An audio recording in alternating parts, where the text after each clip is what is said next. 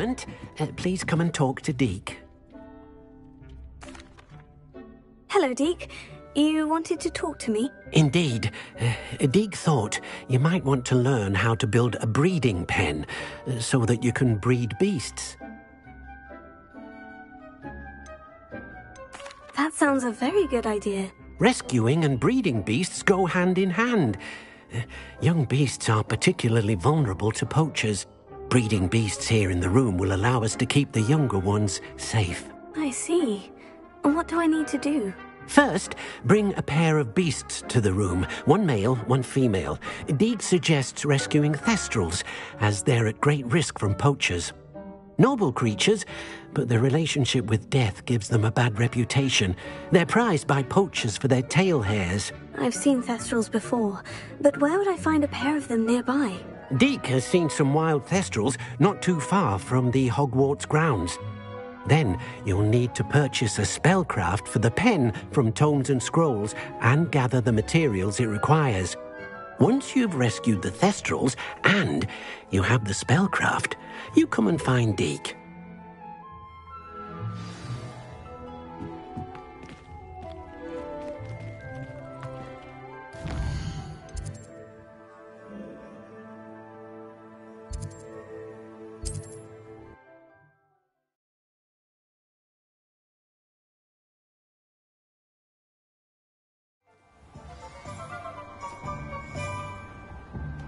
Revelio.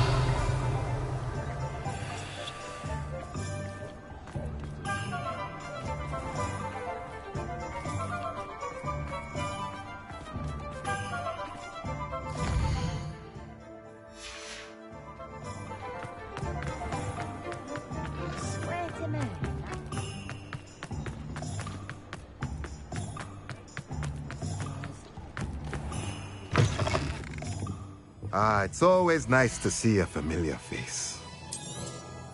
Now I can conjure a breeding pen in the room. Best get back to Deke with the thestrals.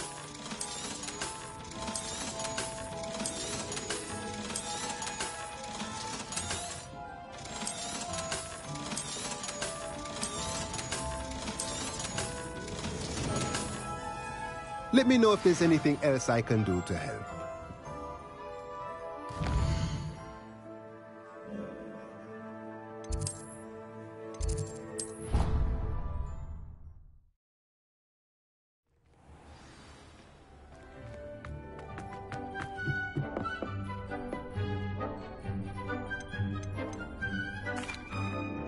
I've rescued the thestrals and bought the spellcraft for the pen. Excellent!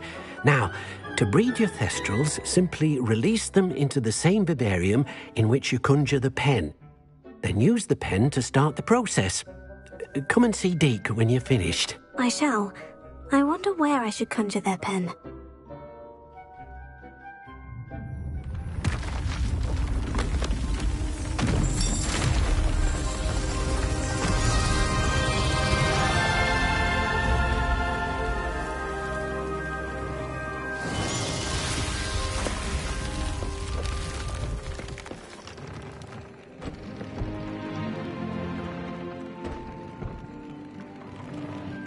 Deke never grows tired of the room's surprises. We now have the perfect place for those thestrals. Please let Deke know once you've bred them.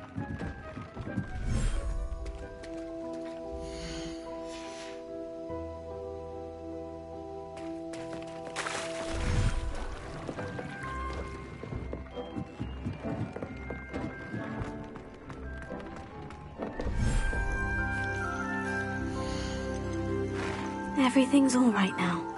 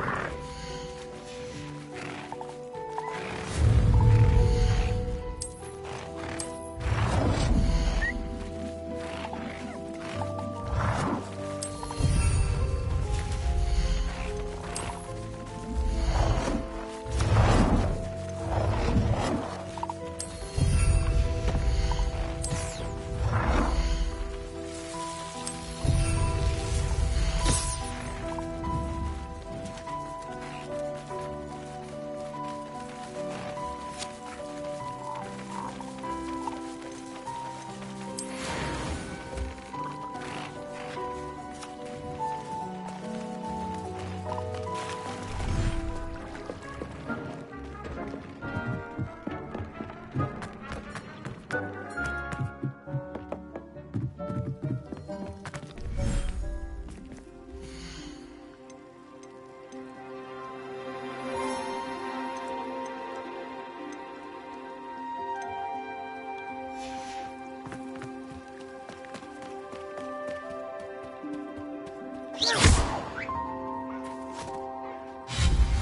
been studying Salazar Slytherin's spellbook.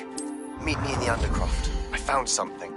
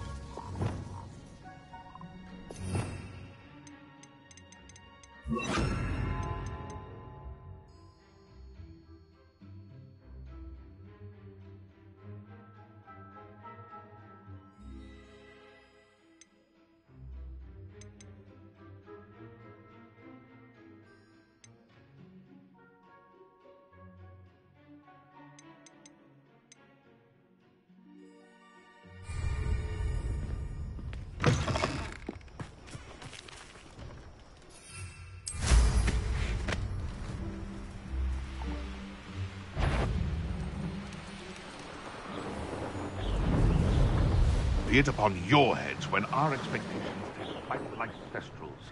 Be it upon your conscience, our graves.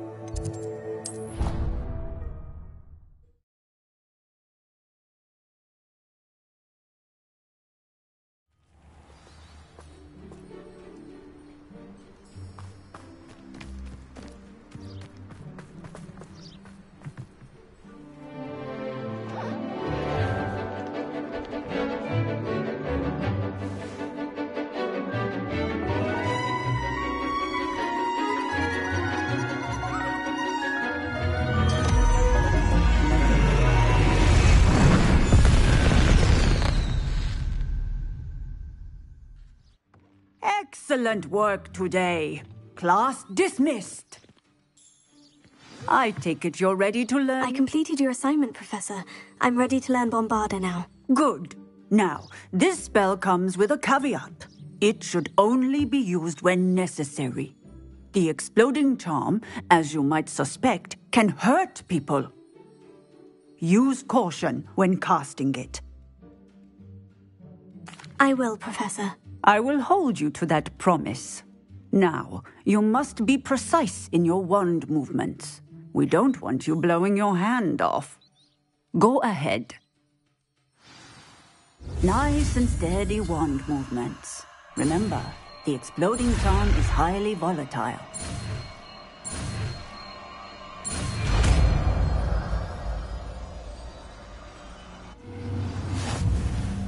Well done.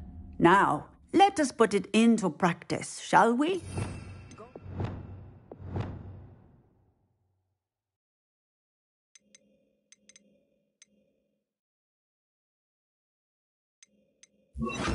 And try it on the pumpkins.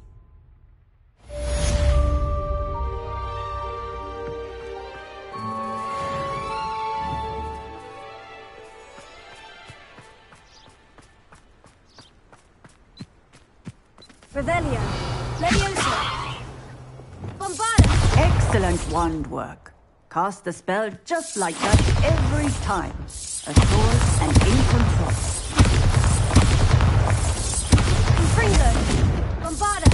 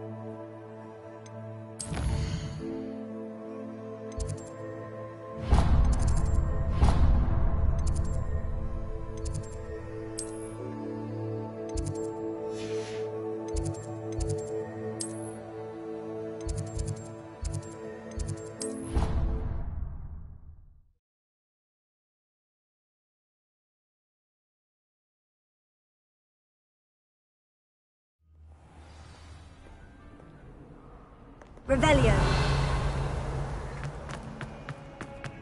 Can you explain why I have received a letter from a muggle claiming to be the mother of a friend of yours asking me to afternoon tea?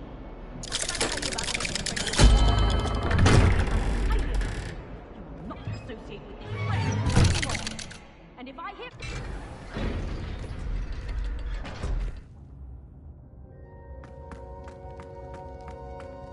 You'll never believe what I've learned. What did you discover in the spellbook we found in the scriptorium? Salazar Slytherin's spellbook was a little difficult to interpret, but fascinating. Evidently, he encouraged teaching dark magic at Hogwarts. Neither the Imperious Curse nor the Killing Curse was unforgivable during his time. He believed students should be prepared to use dark magic when necessary, not to fear it. That's why we had to use Crucio to gain access to the scriptorium. He didn't want his knowledge shared with anyone who was afraid of the power of dark magic.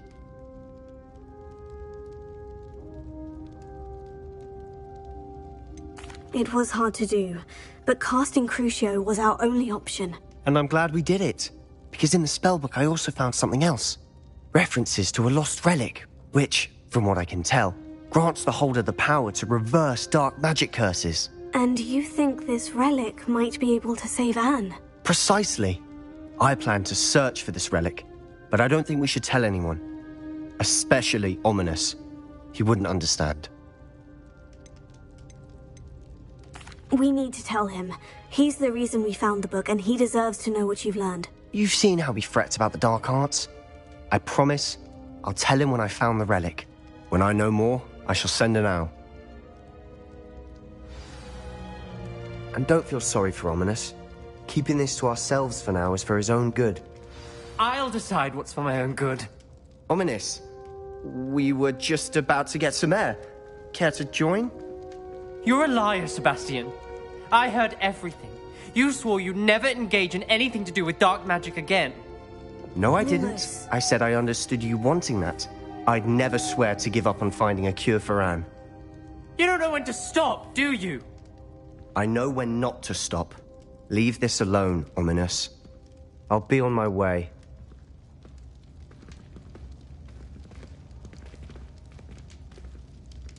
I am not letting this go.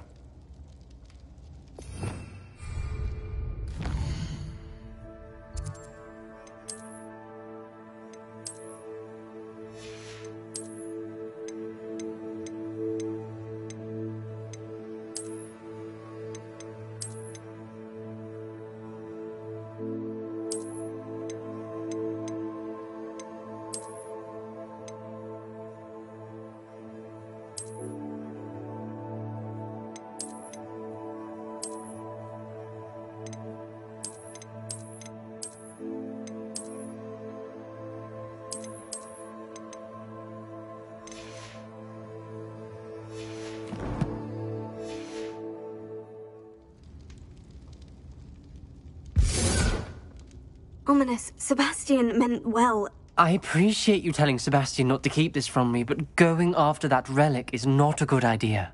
Sebastian doesn't even realize it, but he's as irresponsible and reckless now as his parents were years ago. It's why they died. I knew his parents died, but I never heard what happened. Mr. and Mrs. Sallow were professors. Spent nearly every waking moment in the cellar library. Noses buried in books. Anne and Sebastian were upstairs when it happened. They heard a sudden crash and ran downstairs, but it was too late. Their parents had crumpled to the floor. A defect with the lamp in the cellar caused the room to fill with an undetectable toxin. Sebastian and Anne were helpless. They had no magic yet. What a horrible story. It is. That's why I can't understand Sebastian's recklessness. I've practically lost Anne. I cannot lose Sebastian too. Please avoid anything to do with that spellbook.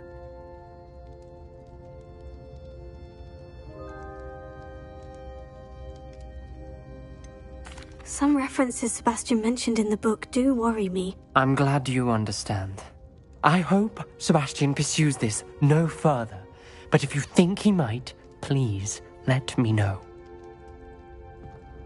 It would mean a lot.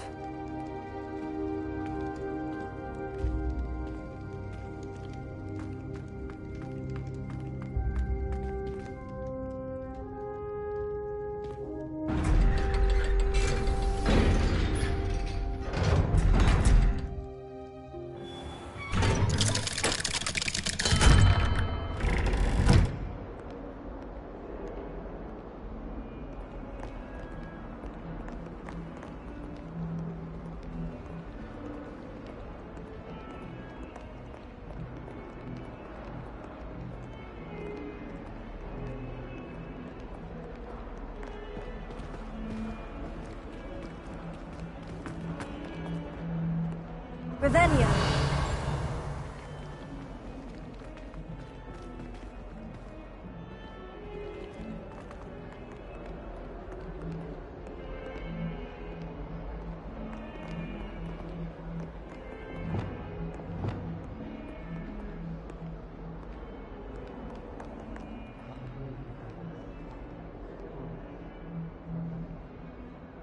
Some think Professor Shah is hard to read, but I find her as easy to read as a star chart.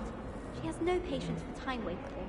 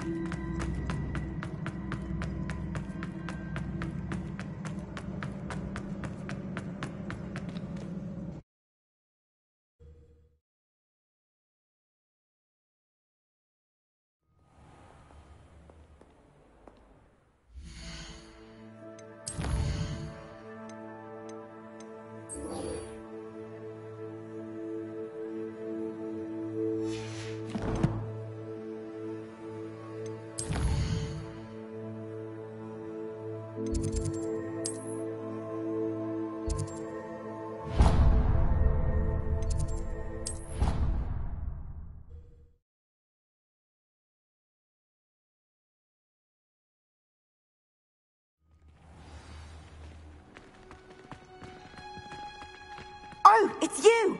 Samantha, is everything all right? No, it's not. It's my brother William. The one I told you about after Charms class. He's been cursed. He ignored my warning and now he's lying in St. Mungo's looking completely pathetic. He simply never listens. I'm sorry. How exactly has he been cursed? Oh, you won't believe it. Truly, but his feet were turned into purple beets. You can imagine his distress. And mine. I won't even go into the attention he was getting from our garden rabbits before he admitted himself to hospital. Beats for feet. How hilarious. I mean, how terrible. Horrible. Truly. You and the entire school may find it funny, but the situation is dire. Well, it is an unusual situation. How did your brother end up like this? It's entirely his own fault. I told him about some research I'd done recently on our ancestor Marmaduke Dale. In particular, my discovery that Marmaduke's tomb was cursed. My brother's always making fun of my discoveries. This time, he laughed in my face. Told me I'd misinterpreted my findings. As if that were possible. And to prove his point, he went right up to the entrance of the tomb and poof! His feet transfigured into beets. How awful. I can see why you're upset. He definitely needs some help. Exactly. He may be a cape flapper, but he's still my brother. And no one deserves such a fate to last forever, especially as the result of a single brainless mistake. Now I worry that if the curse isn't reversed, it could become permanent. Can't the curse be broken? Possibly. The curse stems from a crest that was stolen from Marmaduke. If the crest were returned to its rightful place upon his sarcophagus, then I believe that William's feet may be restored. You battled trolls when they attacked Hogsmeade, escaped a dragon, and I could tell by your work and charms that you're a skilled spellcaster. Returning a crest to a sarcophagus should be almost effortless for you. So, will you help us? I can take the crest to Marmaduke's sarcophagus for you. Oh, thank you! Thank you so much! You'll simply go into the tomb where Marmaduke was laid to rest and place the crest on top of his sarcophagus. According to my research, the tomb's been abandoned for centuries, so it should be a fairly simple task. You'll find it just east of the hamlet of Brockborough. Thank you for your help. My family is in debt.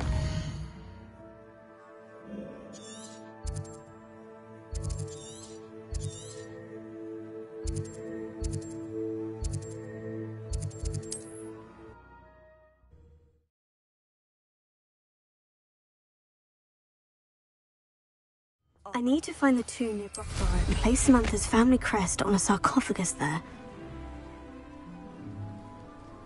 Wonder who lives here.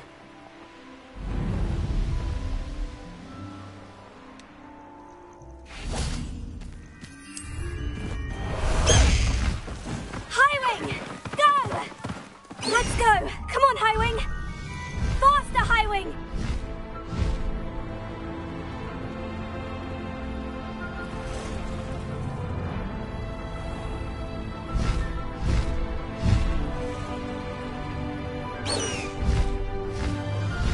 Highwing! Go!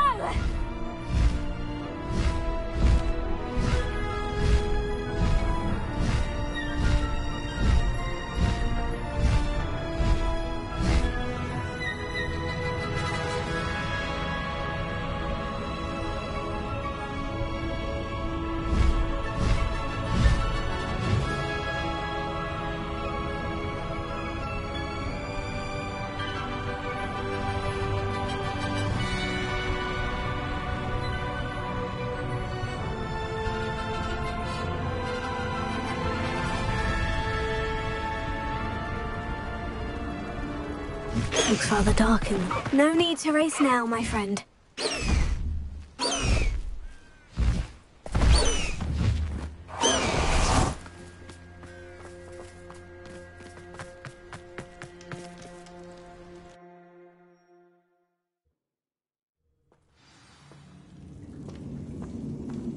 Well, my feet didn't turn into beads. That's a good start.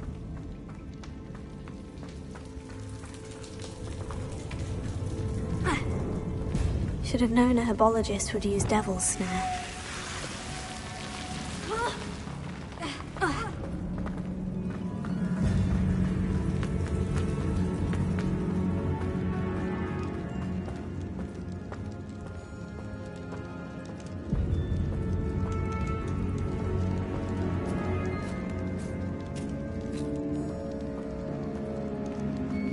A sarcophagus. This must be Marmot. That should reverse the curse. Hopefully.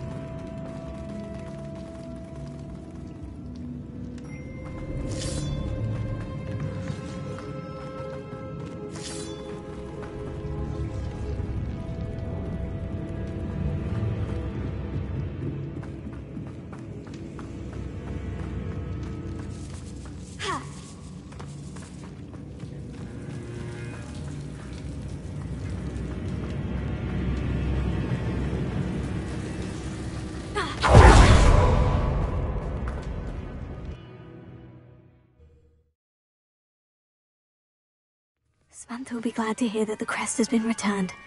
It reverses the curse.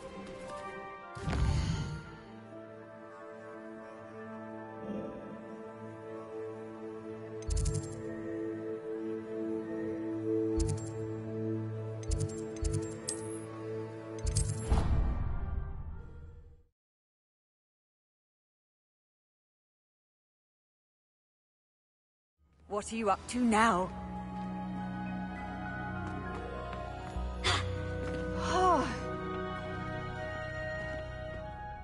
I'm happy to tell you that I returned the crest to Marmaduke's sarcophagus, just as you asked. I thought as much. I received word from St. Mungo's that my brother's feet are back to normal. No more beats. Oh, I cannot thank you enough. It wasn't too much trouble, I hope. Just a measly old troll, nothing significant. A troll? Oh dear, I'm so sorry, that's awful. No one has been in that tomb for centuries. But I can't say I'm surprised.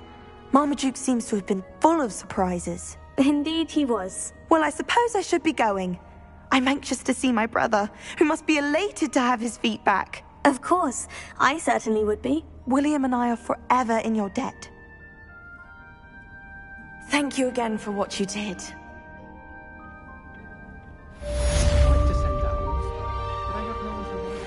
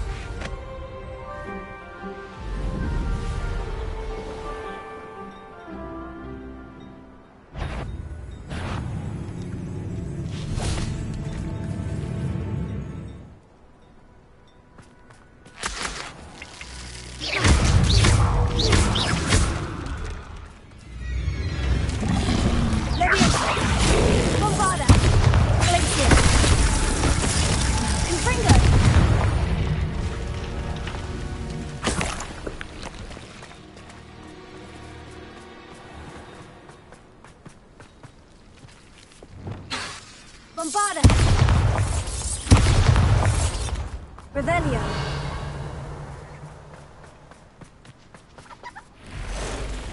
Bombarda!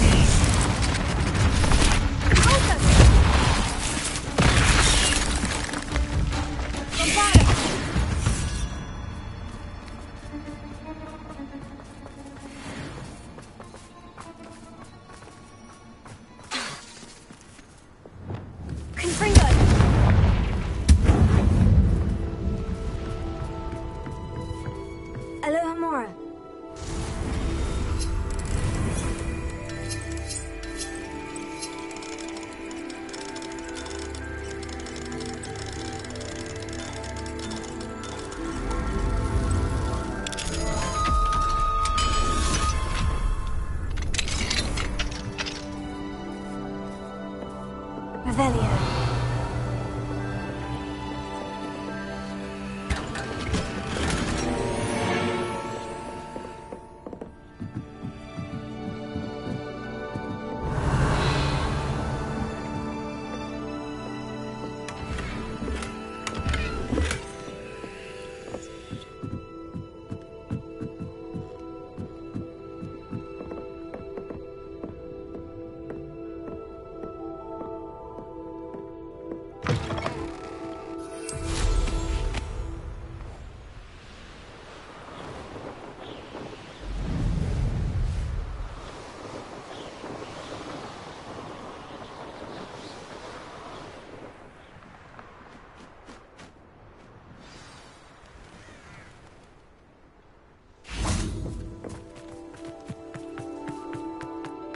This could prove dangerous if I'm not careful.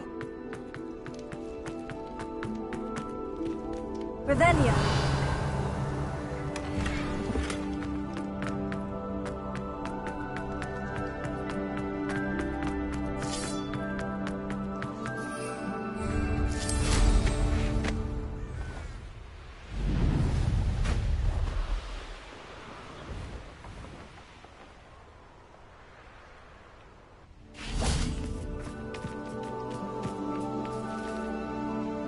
Is Highwing all right? Natty told me what the two of you did.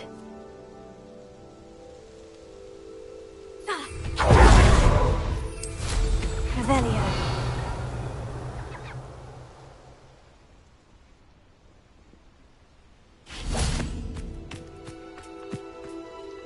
Highwing's fine. I'm keeping an eye on her. She's safe, Poppy, I promise. Good. Whatever the poachers are up to, I want Highwing far from it. You said you had news about the poachers, and that some of it had to do with me. It did. I overheard them talking in the Hogshead, and did you know that they have orders from Victor Rookwood to capture you on sight? Does this have anything to do with Rookwood and Harlow coming for you in the Three Broomsticks after the troll attack? It does, somewhat. But at the moment, I'm more concerned about what else you heard the poachers are up to. Fair enough. But I hope you'll let me know if I can be of help, especially after what you did for Highwing. Does the name Horndale Hall mean anything to you? I'm afraid not. Why? What is it? The poachers' best-kept secret, apparently. The name came up twice, but they never went into detail. I also overheard one of them bragging about all the gold they're making, at the expense of innocent creatures, undoubtedly. The poachers spoke of this area, and I thought if we searched around a bit, it might give us clues as to what they're doing. If you ever meet my gran, this trip never happened. Not to worry, Poppy. If I ever meet your gran, I shall not speak a word of this. I normally tell her everything. She might be my best friend after Highwing, but she knows how I feel about the poachers. I think she worries I'll do something ill-advised. Whatever gave her that idea? This way.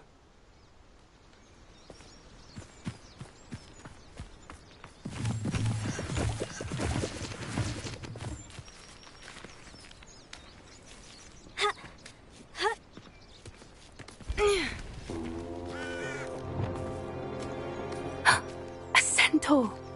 Tread carefully. An entire castle to roam, yet you choose to wander here. Please, we don't want any trouble. We're simply passing through. Do you take us for fools? That we do not notice more and more of your kind around here, in league with the poachers? We aren't involved with them. If anything, we want to see them stopped. I hope for your sake that is true. Our kind is swiftly losing patience with the poachers and those they work with.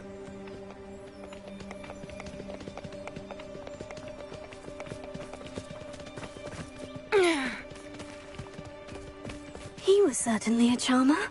That could have gone worse. Centaurs aren't exactly fans of wizard kind, and the poachers aren't helping matters. But why would he think that we had anything to do with poachers? I did notice the poachers talking with a few villagers in Hogsmeade. I'm not sure why. Perhaps that's why the centaurs are suspicious.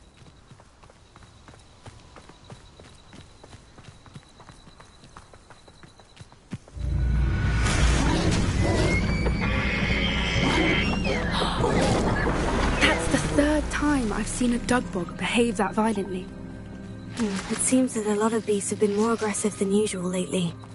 I've noticed that too. It's almost like there's something in the water.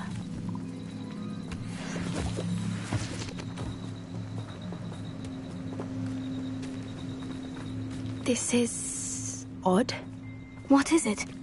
Not entirely sure, but look around. If the poachers were here, perhaps we can find out why. Why wouldn't they take their cages with them when they left?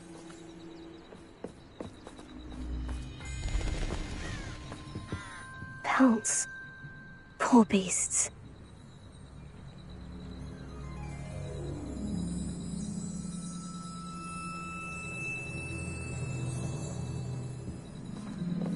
Still smoking. They can't have been gone long.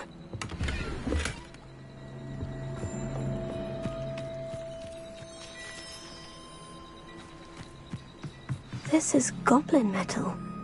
Seems out of place in a poacher camp. I should tell Poppy about it. Anything interesting? Poachers were here. All sorts of evidence. But I found something else. It's goblin-made. I found goblin armor. Let's keep searching, but carefully. Merlin only knows what's going on here. I don't have a good feeling about this. How do goblin and poacher interests align? Look, down there. Definitely poachers. No creatures, though. So what are they doing out here? Let's take a closer look. They won't be happy to see us. Should we use disillusionment? Or perhaps a less discreet approach? Hard to say from up here. Let's get a better lay of the land. Gah!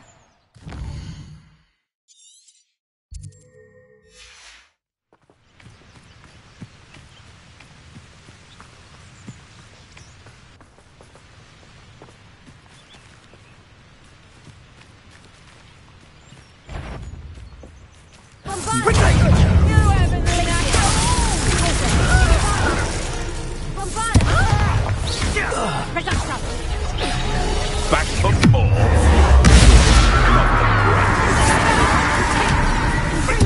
What has to defend oneself against? Shall we finish what we started?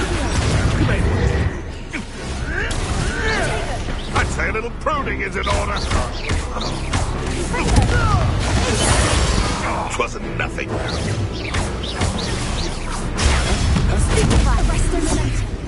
No. Merlin, you'd think they were guarding the Minister for Magic himself. What is going on here? Only one way to find out. Revelio. Reparo.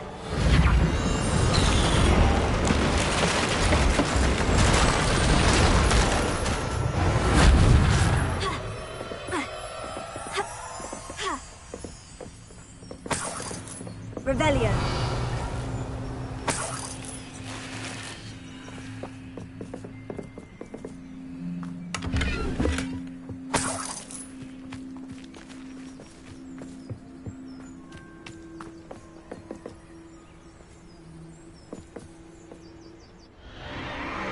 What in Merlin's name?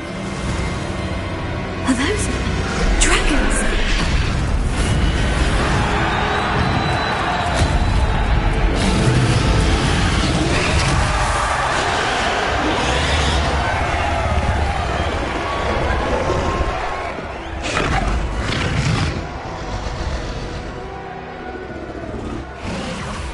It's a dragon fighting ring. This is Horntail Hall. The name makes sense now. And the secrecy. No wonder the poachers were in Hogsmeade so much. Likely taking bets and spreading the word, given how crowded it is here. How could they possibly enjoy this? The centaurs have every right to be disgusted with wizard kind. There must be more dragons here. The poachers are far too greedy to run a fighting ring with only 2 dragons. We should take advantage of most eyes being in the fight and look around. But be discreet. You especially can't afford to be spotted. That's a brilliant idea.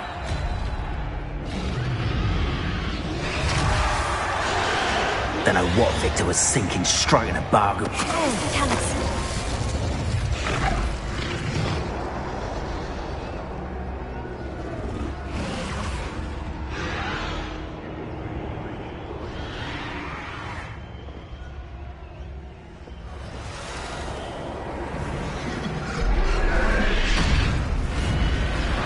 Have you heard from your family? Has either of your brothers come round to our way of thinking? Will they join us? They say we go too far. The violence isn't going to get us what we want. I say, if every last wizard is run through with a blade, then violence is going to get me precisely what I want. What does it tell us? We may have an intruder in our midst.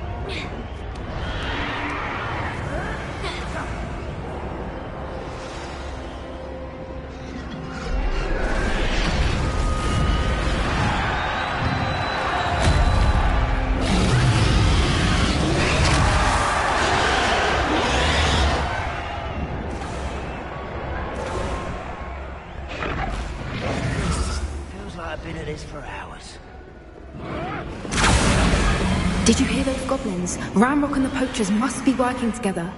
Poppy, something's going on behind you. What's going on down there?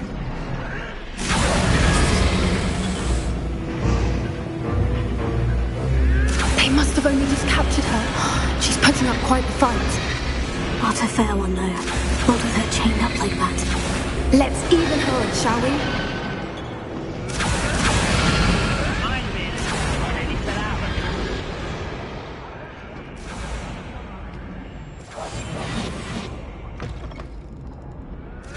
Look, they've got a dragon egg. Hebridean from the looks of it. We can't leave it here, not with the plans they likely have for it.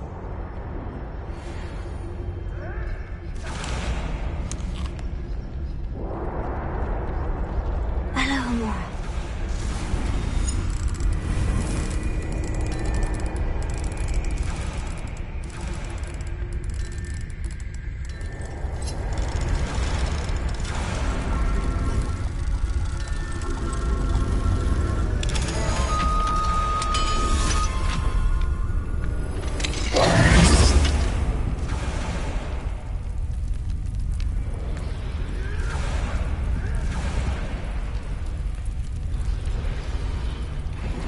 All right, I have the egg. Ready. The element of surprise will only buy us a few seconds. Let's make them count.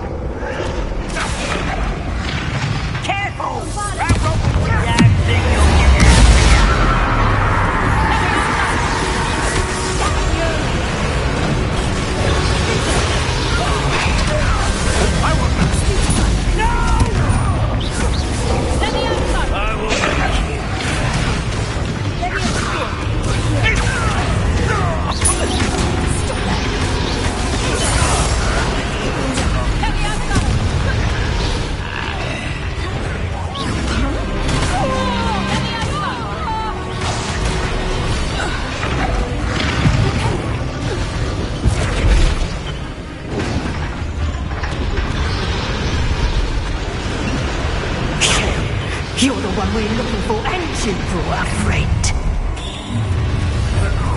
I'll check your pocket. One less human to Like to point cabins to you.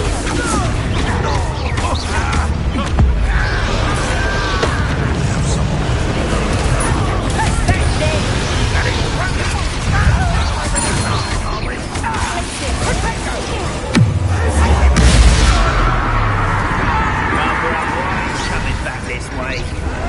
Let's go. Get over here. Taking your life before you even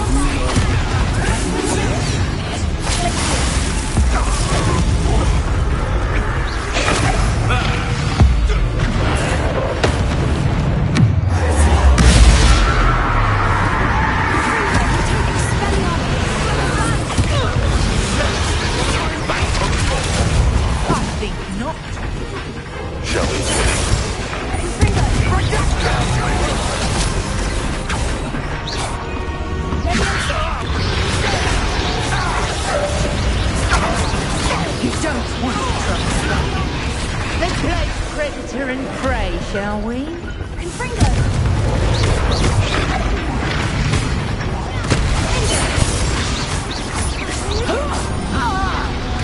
We don't have time. We need to free her now before more show up.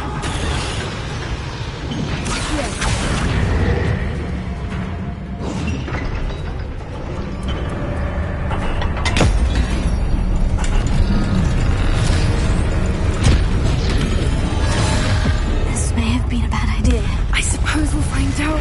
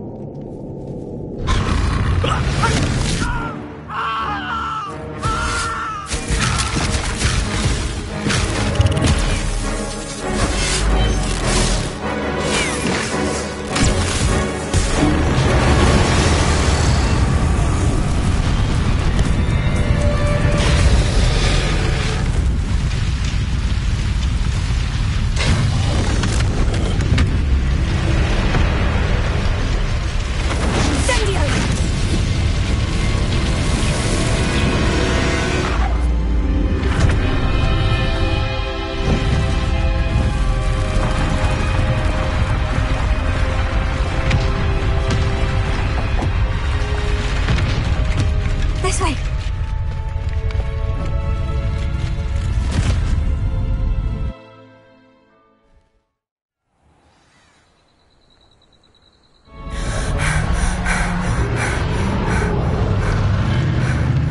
That was a Hebridean black.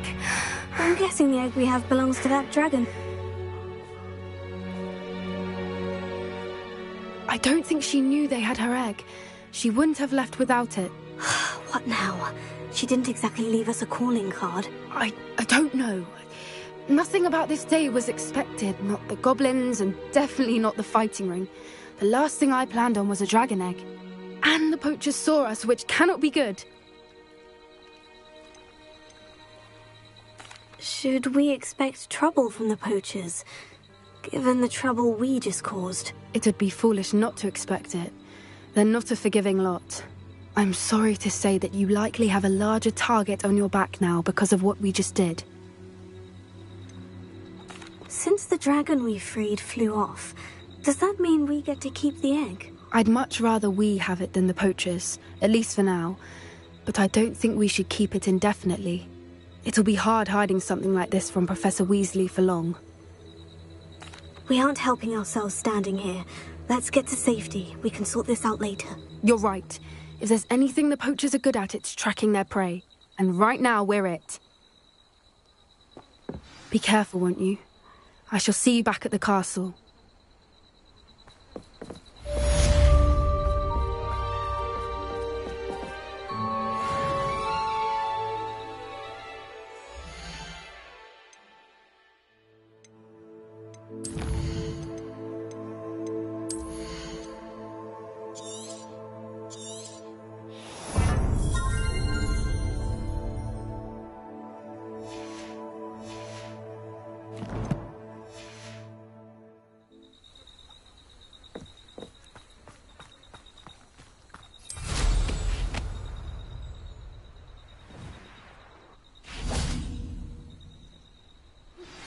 It's time you learned the transformation spell. After you've completed the required tasks, which I'm certain will prove useful in finishing your field guide, attend my class to learn the new spell. Afterwards, we will discuss your progress thus far in the term.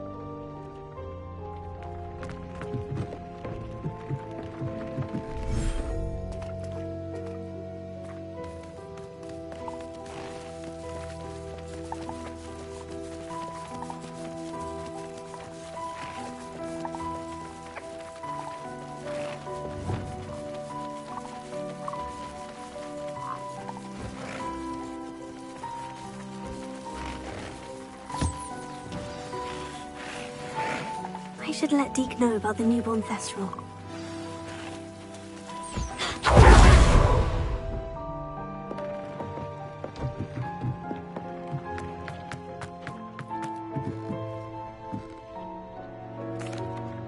Hello, Deke. You'll be pleased to know that a little Thestral was born. How wonderful to have more Thestrals in our world. Such misunderstood beasts. I'm sorry that we both can see Thestrals, Deke. Deke is privileged to see such majestic beasts, but sometimes wishes Deke couldn't. Deke is to... What do you mean, to blame? Years ago, Deke's master ordered Deke to help him capture a phoenix, the rarest of all beasts, that master had spotted high on a cliff. The phoenix was the most beautiful beast Deke had ever seen. When Deke hesitated to climb up the cliff as ordered, As Deke punished himself, Master grew angrier and angrier, and in his frustration, Deke suspects the phoenix was protecting eggs when it swooped down in fear and fury. Before Deke stayed on that cliffside for days, punishing. What a horrible tale, Deke. I'm so sorry. Deke has only told Professor Weasley that story, and now yourself. Deke often wonders what became of that phoenix. Deke feels fortunate to be at Hogwarts now, helping you rescue beasts.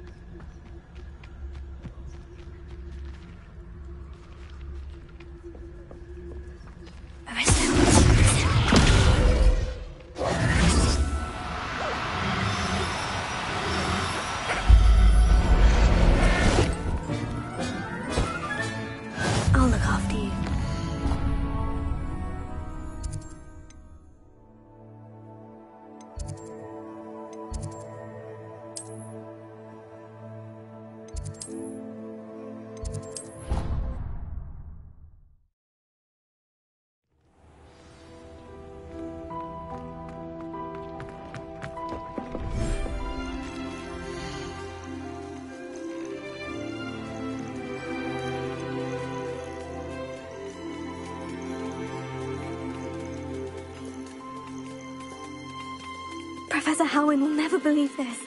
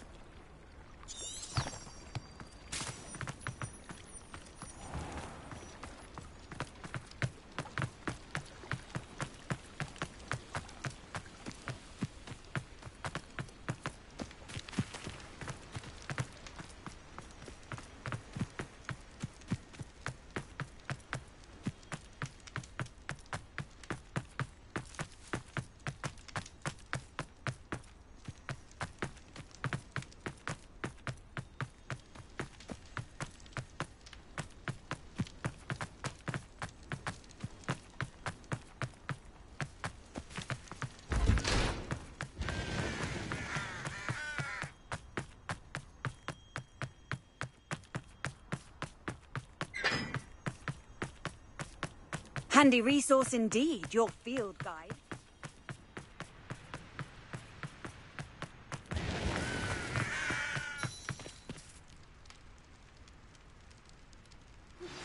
My mother would like to speak with me. I believe she has learned about some of what we've been up to. I'm hoping she may be easier on me if you are there. Can we meet at the Three Broomsticks? It may finally be safe since we rescued the dragon from Horntail Hall. Revelio.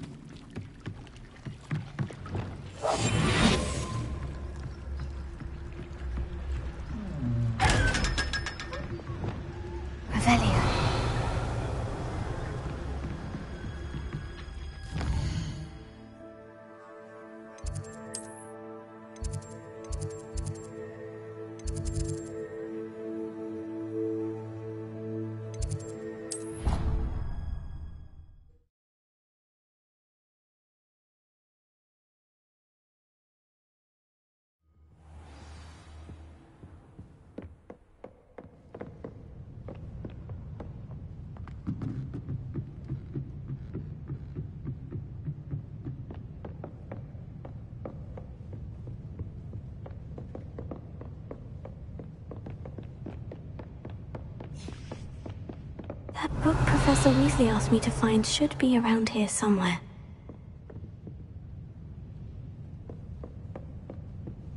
Revelio. Looking for the book Intermediate Transfiguration. Professor Weasley asked me to, get something from that book. May I have it? Did she now? I'll give you this book if you humor me by answering a few questions from my quiz. Quiz? Some people call bits of knowledge trivia. I would argue that no knowledge is trivia. Hence, I have created a small quiz just for... None of the other students will try it, no matter how many times I ask. They all say, they don't value knowledge the way I do. A quiz sounds like fun. Splendid! Just a few questions. Before the invention of the golden snitch, which magical creature was used in a game of Quidditch? The golden snidget. Correct! The snidget was first introduced to Quidditch in 1269 by a wizard named Barbarous Bragg. Sadly, they're thought to be extinct. Next question. Which potion is commonly referred to as liquid luck?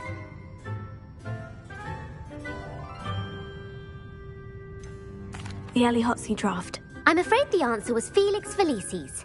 Since it makes the drinker temporarily lucky, Felix Felicis is a banned substance in all organised competitions. The tale of the three brothers involves which magical artifacts?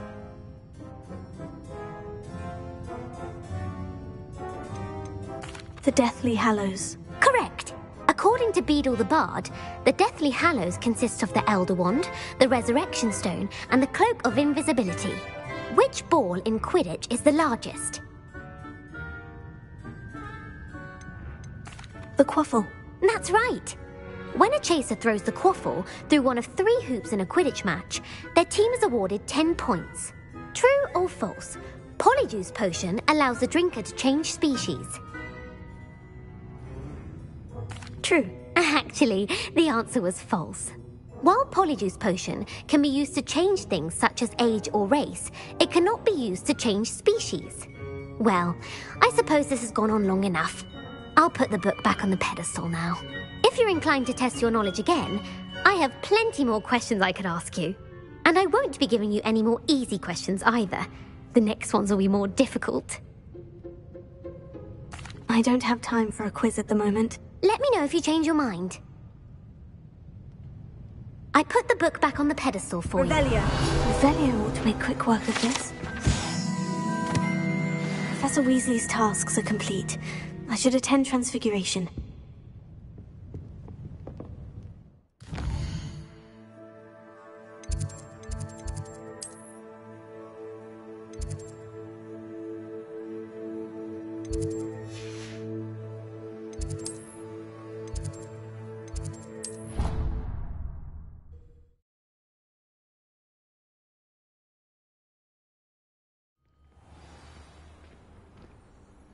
Revelio.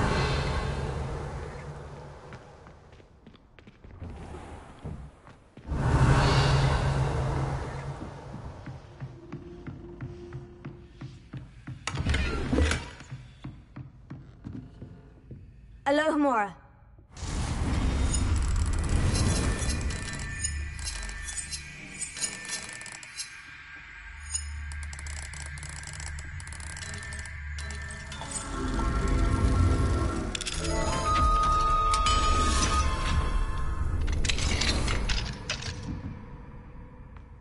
Revelio.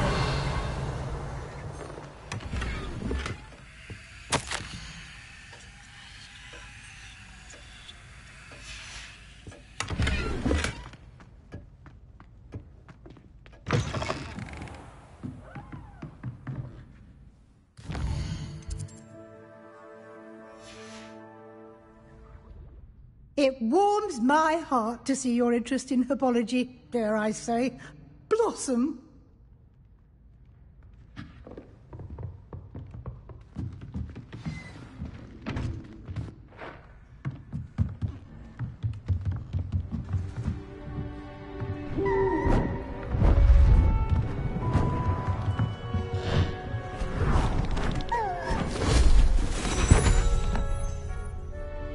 Settle down, settle down. Transfiguration, as you may be weary of hearing me say, is an exact science that can take a lifetime to master. But we needn't be daunted. Almost anything can be transformed if you can just perceive the potential within it. As I see in all of you, tremendous witches and wizards, every one of you. Or it could just be my eyesight. Now, you all know what to do.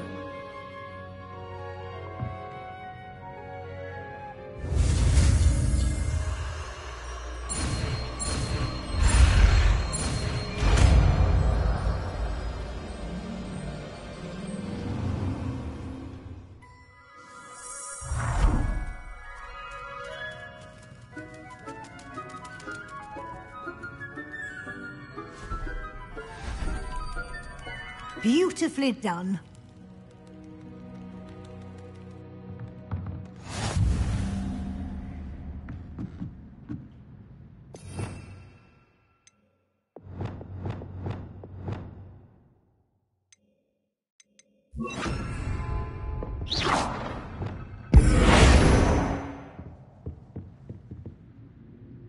You wanted to discuss my progress so far this term, Professor. I did. You seem to have had no trouble in getting up to speed. And frankly, excelling in your schoolwork this year. Thank you, Professor. The extra assignments have been helpful. As I suspected they would be. Now, it seems you've been making excellent use of the opportunities presented by your field guide. Of course, the guide isn't the only measure of success. Deke tells me you captured a unicorn and brought it back to the Room of Requirement. Protecting so rare a beast is an accomplishment of which you can be quite proud. Thank you, Professor. I will say I'm especially impressed with all you've accomplished in light of the rumors of your extracurricular activities. Was your extended conversation with Mr. Ollivander after you'd obtained your wand, or subsequent search of the owlery, connected in any way to Professor Fig?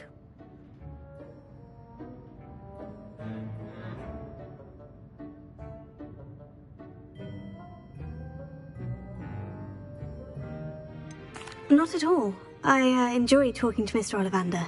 I'm fascinated by wand lore, and I'd never visited the owlery. Bit of a mess. I see. I admire your penchant for learning, but do remember that your classwork and field guide are designed to educate you thoroughly.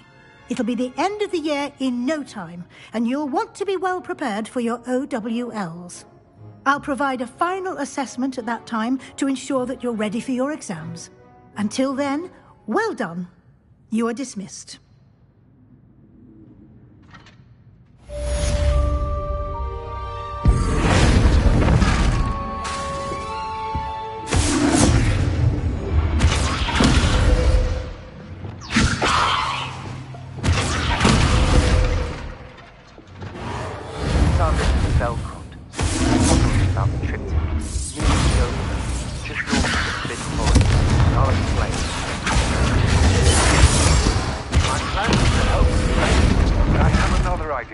I think we may be able to find what we need at a goblin mine south of Hogwarts. Meet me there, and bring someone who speaks gobbledygook.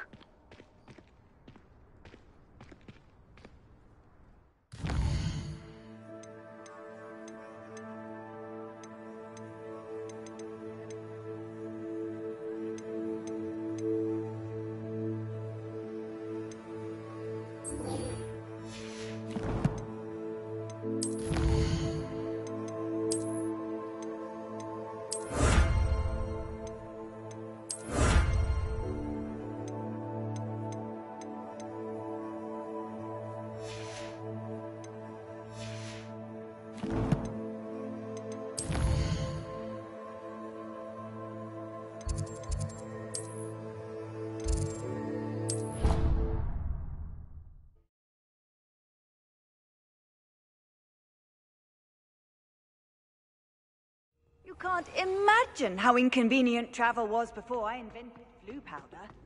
So frustrating. You wanted to speak with me, Mother? I had hoped to speak with you alone, Natsai. Your message mentioned your concern about an unusual creature that was spotted in the woods near Hogsmeade.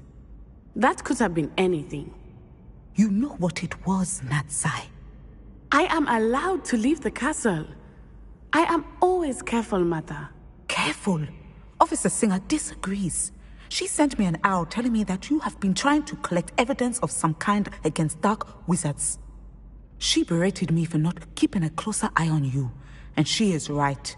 I do not want you visiting Hogsmeade for the near future. But Mother! My little gazelle, you are well-intentioned, but you must not meddle in the affairs of dangerous people. If someone had meddled in Matabeleland, Father would still be with us. I must get to class. Perhaps your friend can get you to listen to reason. So frustrating. She never listens to me. It is specific to me. I am the unusual creature in... Self-transfiguration is not taught at Hogwarts, so I am gently discouraged from practice. And it is in my gazelle form that I have been able to wander the highlands rather freely until now. That is how I managed to spy on Rookwood and Harlow. How does it feel to transform into an animal? Well, the first time it can be a bit unnerving. I felt a kind of searing pain and a strong double heartbeat. But it gets easier the more you do it. I no longer feel any pain, and I must say, I find a sense of comfort in the double heartbeat. And I love being able to view the world from a different perspective. Can you choose what form your animagus will take? Oh no, a person's animagus form is determined by their personality. My mother is convinced that my form is a gazelle because I adapt well to any situation. I believe it is because I can sense danger and keep my wits about me. Were you born an animagus, or did you learn to become one? Animagi are not born. The process is quite elaborate. It involves holding a mandrake leaf in one's mouth for an entire month, then placing the leaf in a crystal phial so that it is imbued with moonlight, then adding one of your own hairs. And that is just the beginning. Self-transfiguration is common among students at Wagadu, but Professor Weasley considers it much too dangerous to teach at Hogwarts. Now the nickname makes sense. What an extraordinary ability to have. It is. I love transforming, but Mother is less enthusiastic about it. She says that no creature, especially one as rare as a gazelle, should be bounding about where poaching has become so prevalent. She claims that she has foreseen tragedy befall me in my gazelle form. But she has used her sight to control me too many times. I no longer believe it. She's concerned for your safety. It may be best for you to stay away from Hogsmeade for now. That may be safe, but I do not believe that it would be best. Do you? You could have fled the moment you discovered that Rookwood, Harlow, and Ranrock were after you, but you did not. I choose to act as you have. I must deal with Rookwood and Harlow, not hide from them. My mother cannot know where I am all the time. Thank you for being here during that rather awkward conversation.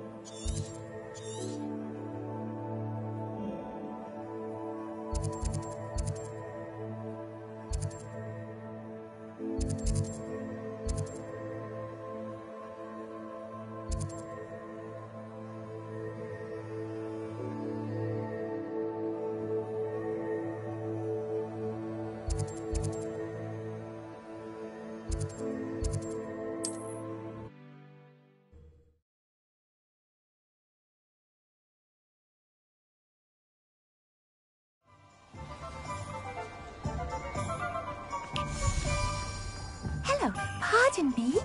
Hello there. Was there something you needed? Hello.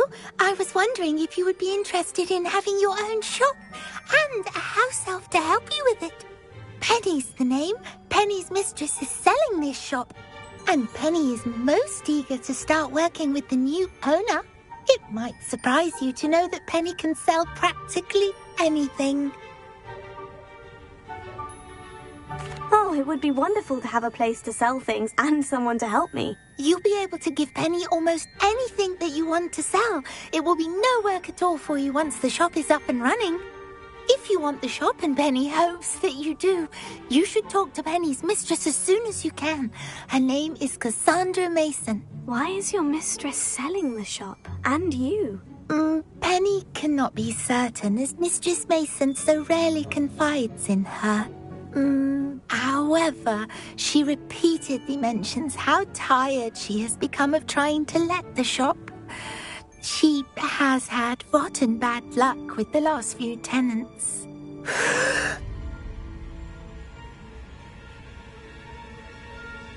Are you all right? Are you holding your breath?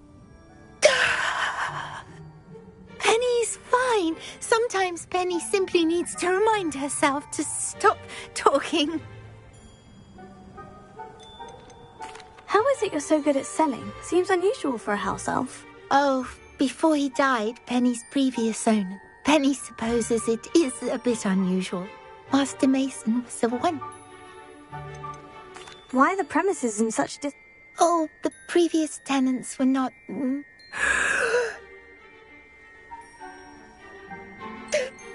Penny is perfectly capable of helping clean.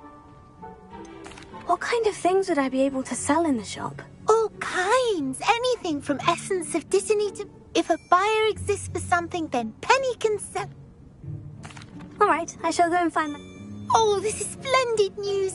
You can find Mistress Mason at her home on the north. Penny does hope she gets to work.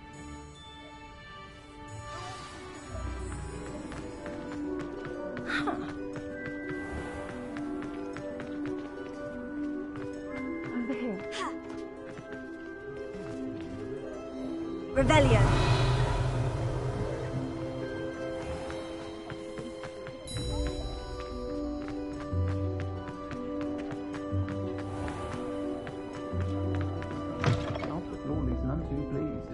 Seems he's been burgled.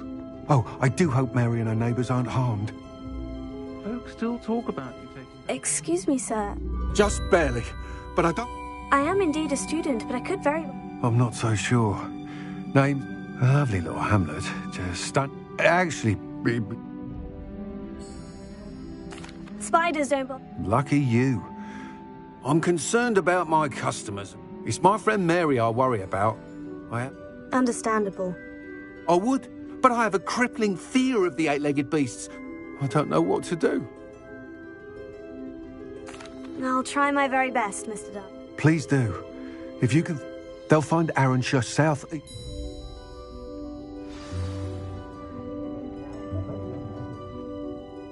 This is a change of pace from our last outing.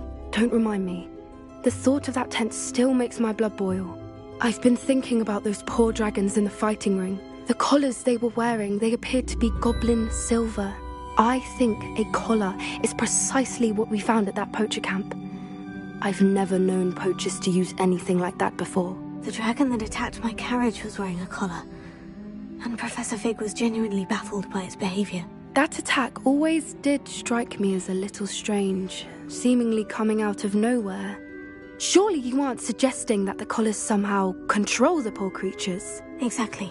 Merlin, I don't think the dragon we set free was wearing a collar, but we should check. And if we can find her, we can return her egg. That's a good idea. We need to see this through. I'll start looking into it right away. There was something else that I wanted to discuss with you. It seems I may have caused you more trouble with Victor.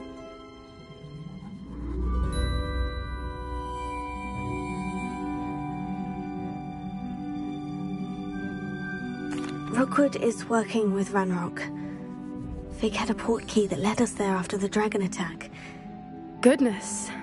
Well, that's certain. Don't worry, I'll guard your seat. I shan't press for more details.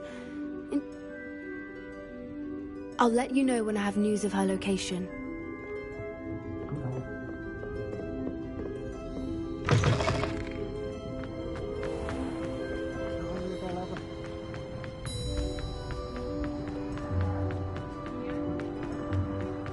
Find myself.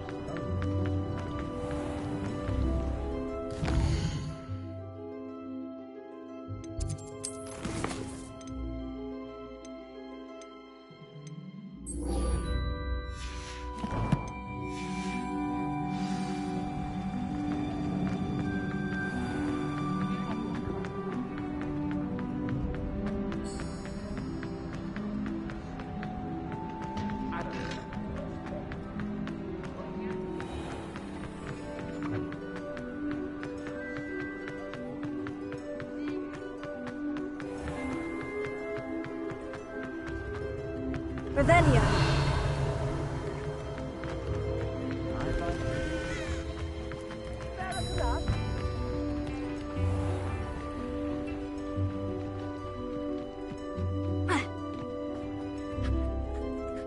Hello, Madam Mason? I understand...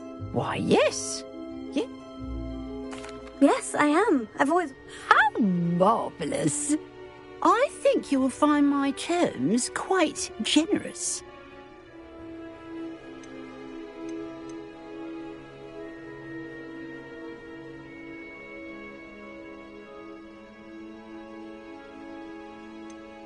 I have a knack for this sort of thing, if I do say so myself. If I can meet your terms, I hope that you'll sell to me. Well, I reckon you have the confidence needed for such a venture. And of course you'll have Penny to help you. That elf could sell tea to a troll. I assume she told you she comes with the place. She did indeed. I like you. Tell you what, I shall sell you this. An exceedingly fair price for a shop and an elf. What's the catch? No catch, really. I simply ask that you allow me to do you the favour of buying the shop back. At a discount, of course. The last thing we need here in Hogsmeade is for one bad apple to spoil... Yes, an unsuccessful shop would be bad for nearby businesses, I'd imagine. Quick one, you are. Do we have a deal? It looks to be rather a mess. Why haven't other tenants been able to make a go of it there? As you've no doubt considered, running a shop is not as simple as those less savvy might think. The new owner, however, will have something that previous tenants did not. The benefit of Penny's particular prowess. Her assistance will make all the difference, I should think, in both getting the shop ready for business and ensuring its success.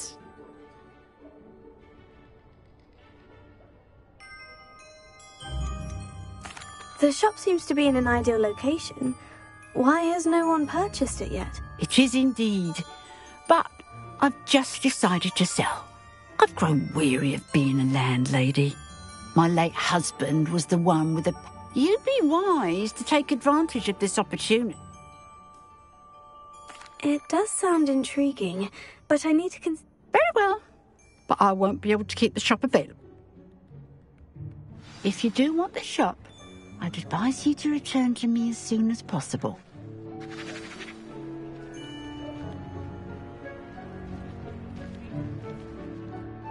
Madam Mason, about... Yes? I've decided I'd like to go ahead and... I have to say I am indeed. And? Wonderful! Shall I head directly to the shop? Please do. Oh, one more thing. They're in a chest at the back of the shop. Penny has the key. As you get organised, I would be terribly grateful if you could help an old widow and gather his things for me. I wish you the very best of it.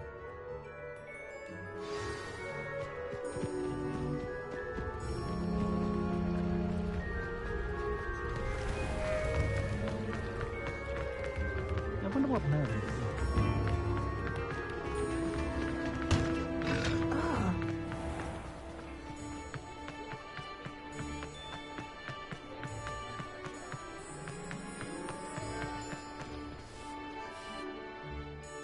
Well, I've done it, Penny. The shop is mine. Oh, Penny is so pleased. Penny was hoping you would be the one to purchase it. I'm glad you're here to help me. Goodness, what a kind thing to say. Penny will do all that she can to make this a success. There is much to do. The last tenant left in a bit of a rush, so we'll need to clean up and do some repairs. Well then, let's get to it. Penny is ready. Between the two of us, we should have this place up and running in no time. Reparo.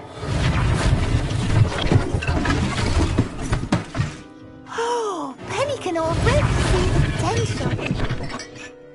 This will surely be the most successful shop in Hogsmeade. Mistress Mason wanted Penny to be sure and give you this key. It opens it. Oh, yes. She mentioned it to me. It contains some of her late husband's belongings. Penny wonders if you should open the chest. Are you holding your breath again? Penny must get back to work now.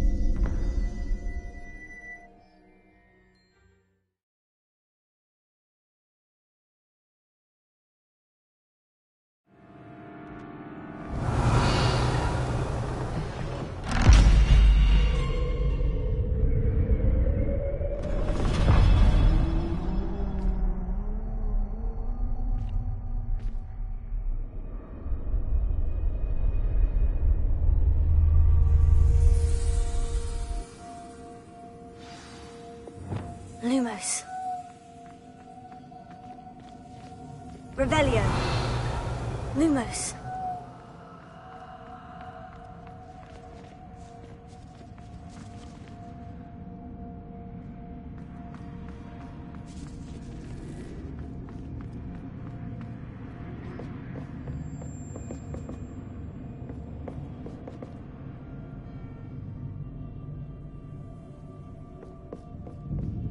That's odd. Why would someone store one hat in here? Revelio.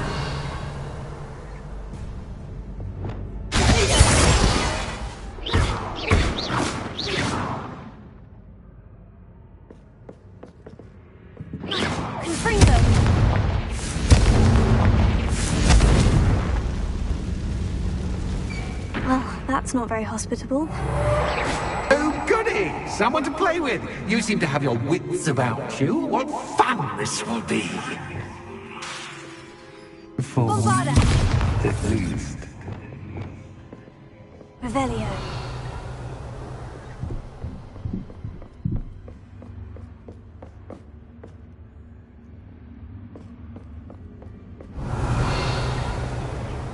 Lumos.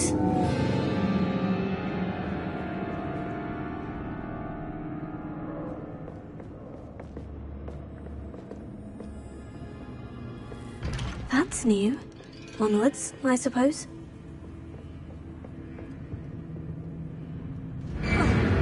What in the... Who's there?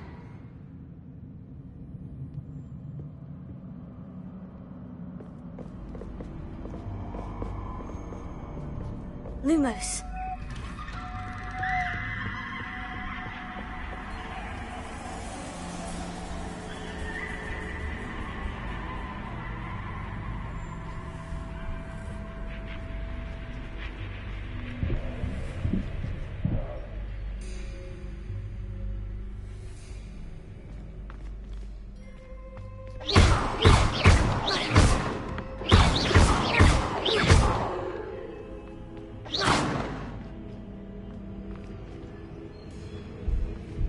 Reparo.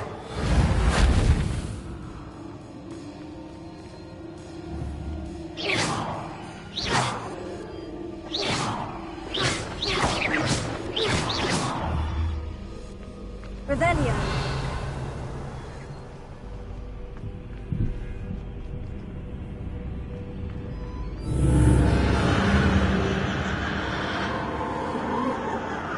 Lumos. Revelio.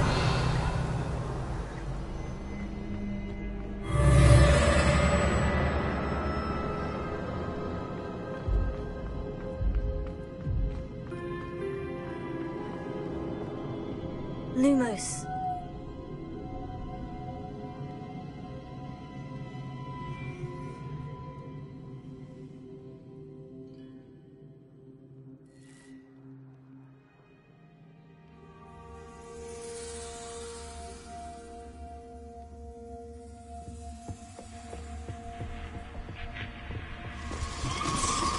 That's lovely.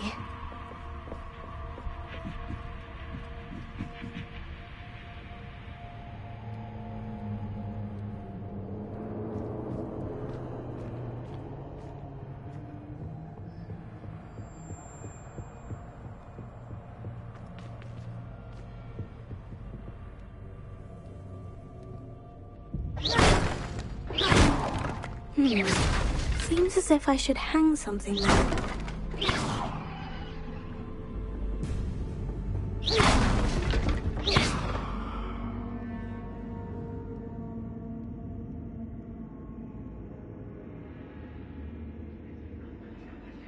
These lanterns must belong somewhere.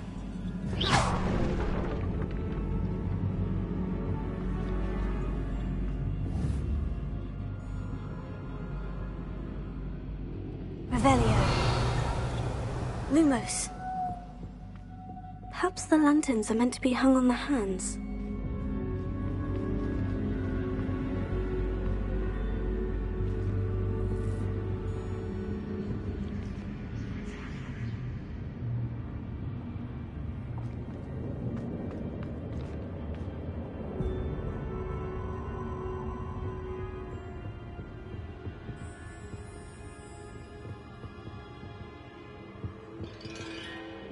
Revelio. Accio. Wingardium Leviosa.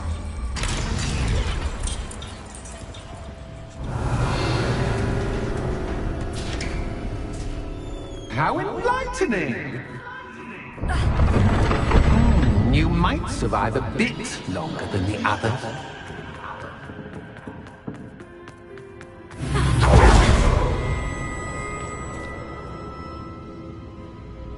Lumos.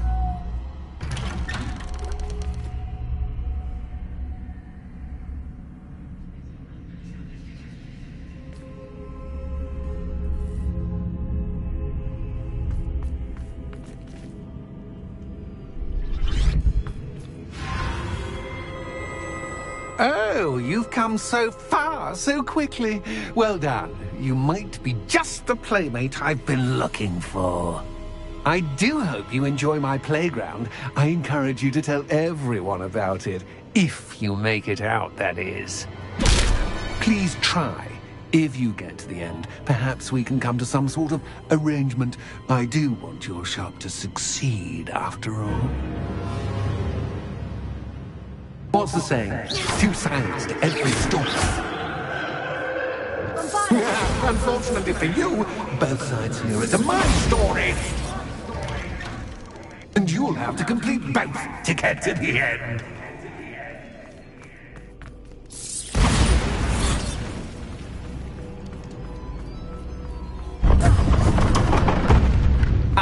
You've chosen the scholarly route. Revelio. You'll need more than you've learned from books to best me. Lumos.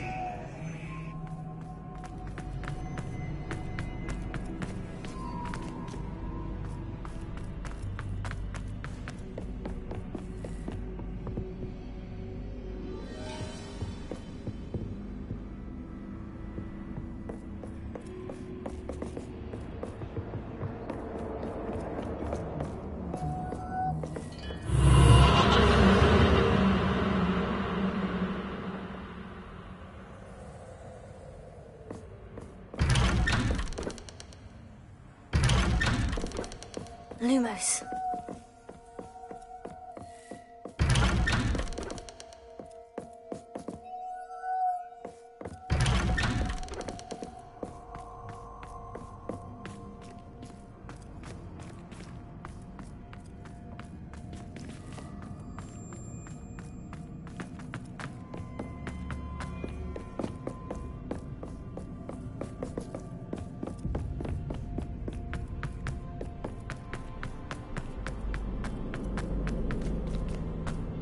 Oh, deja vu. What's your Lumos.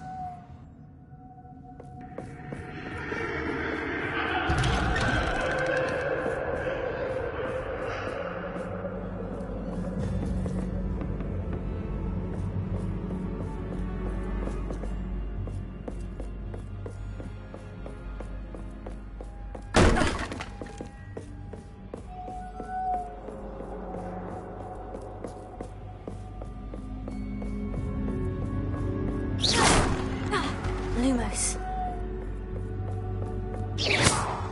Lumos.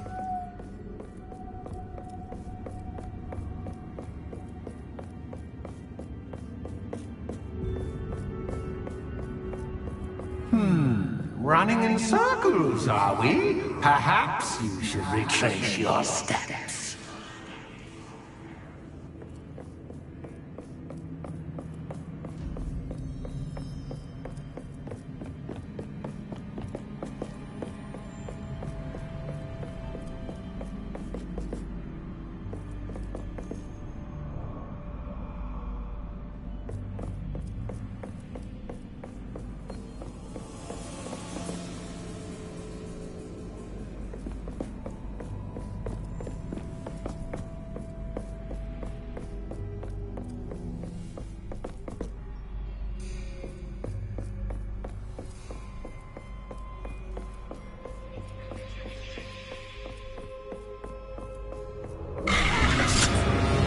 What was that? Lumos.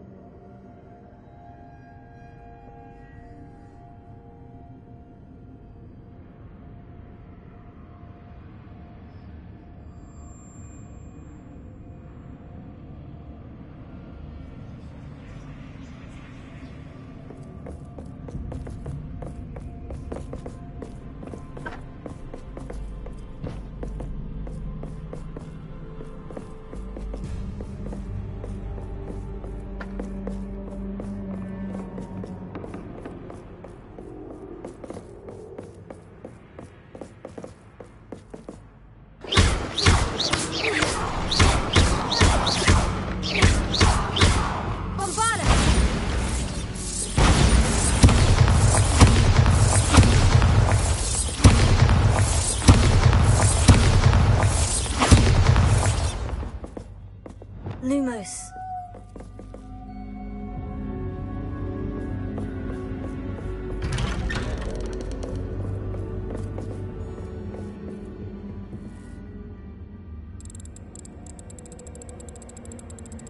Oh, how nice of him to pop in.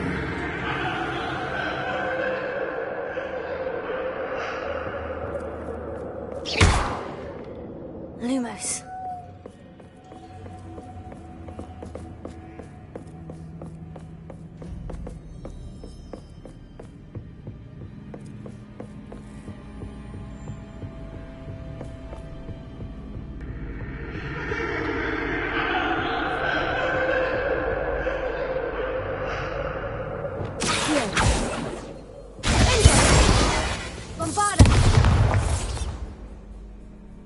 Lumos.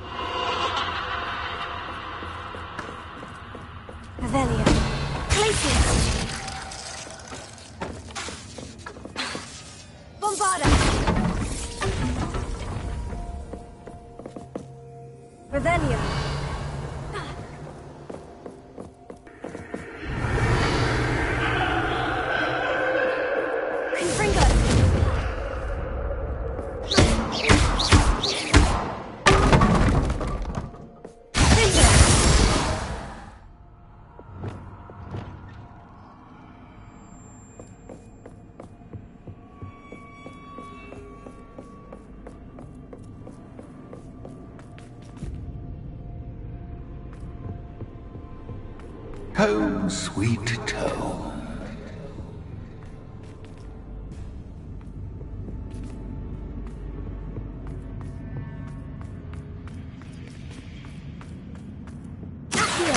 Wingardium Leviosa.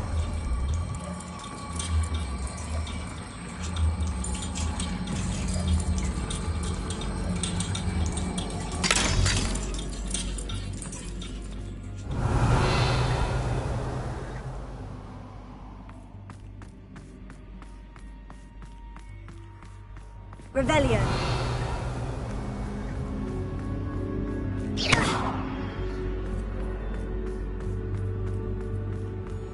Revelio.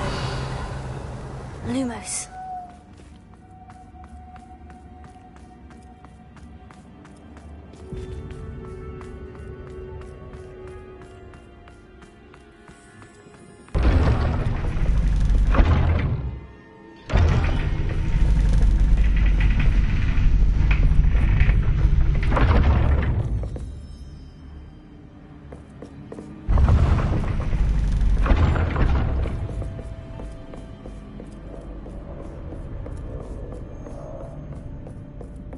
It's always good to have a different perspective on things.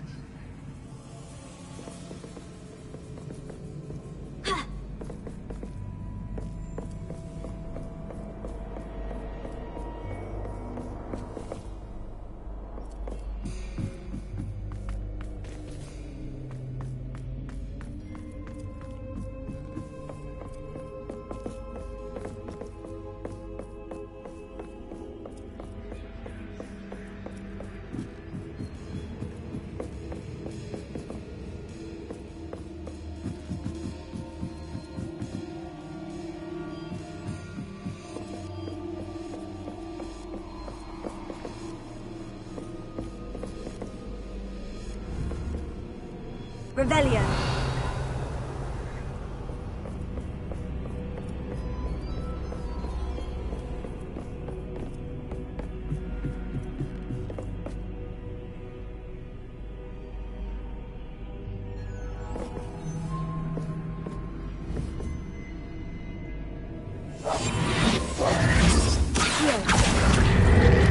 Wingardium Leviosa.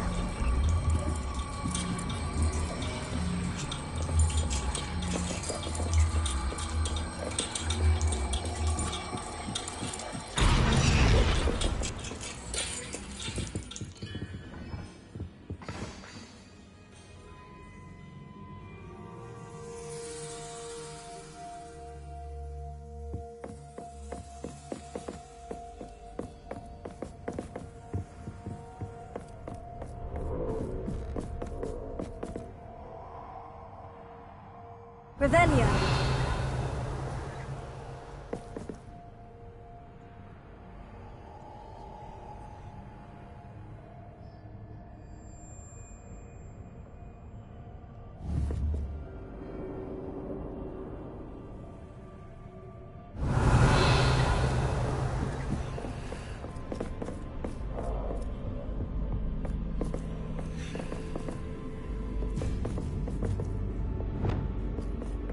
Wingardium Leviosa.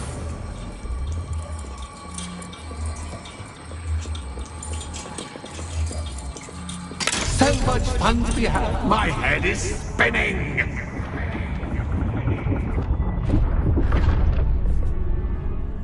Revelio.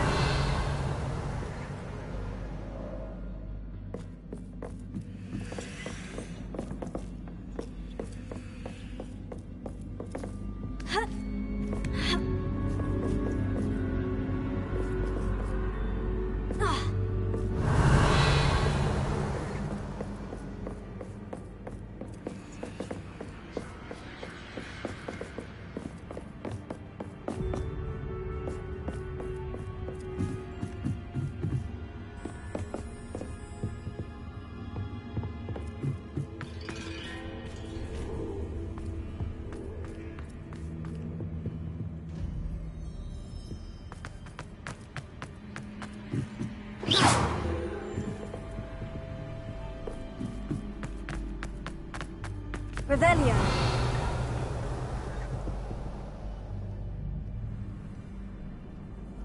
Accio. Wingardium Leviosa.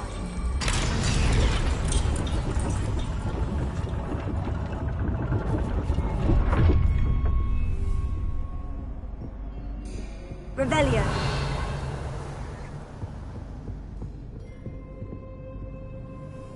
Perhaps I should pull the lantern into this room to cause the room to rotate again.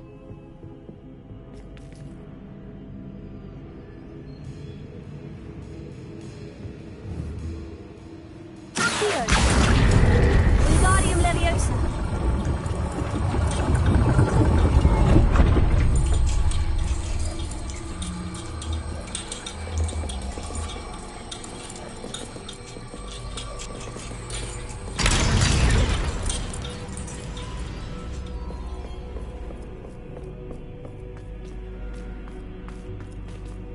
Revelio. All books and no clay make one quite dull indeed. Accio. Wingardium Leviosa.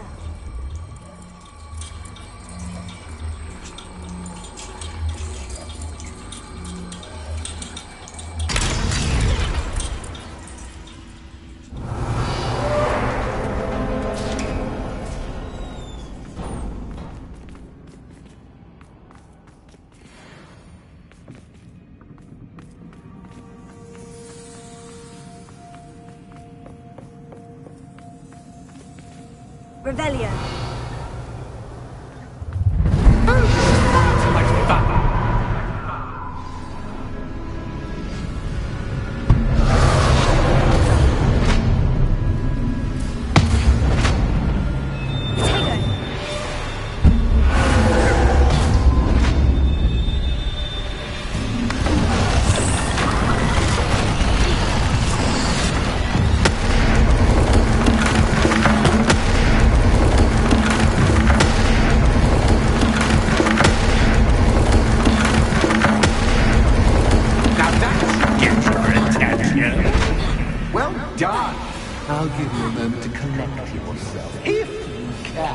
Ta-ta for now!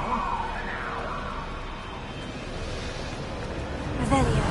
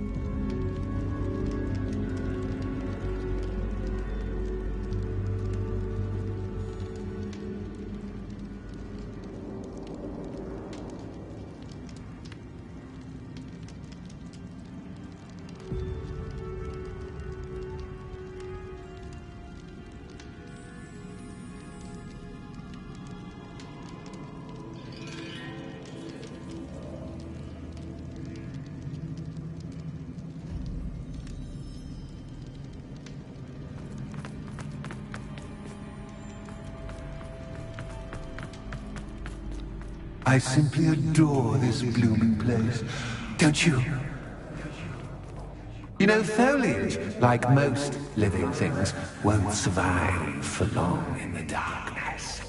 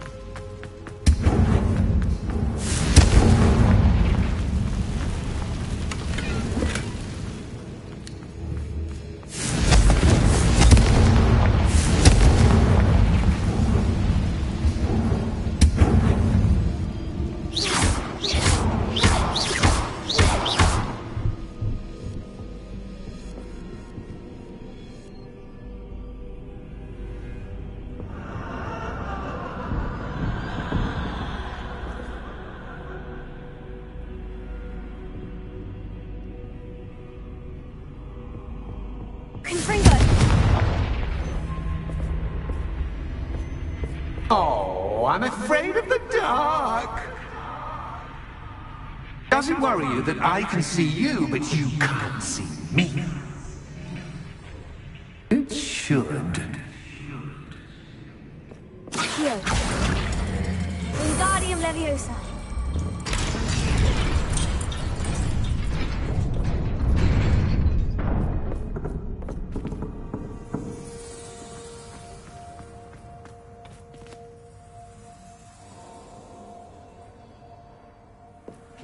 I'd offer you a seat, but I'm rearranging the furniture. Plus, don't want you getting too comfortable for what's in store, do I? Lumos.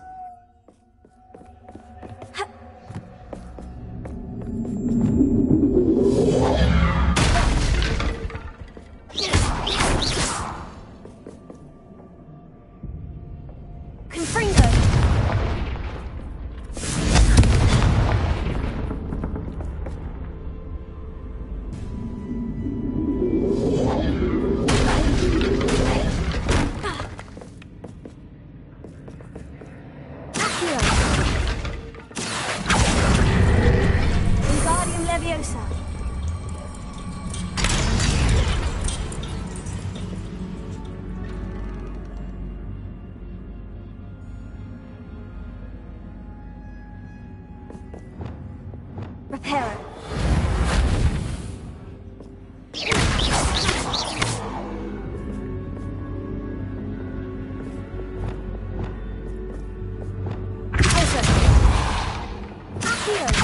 Wingardium Leviosa.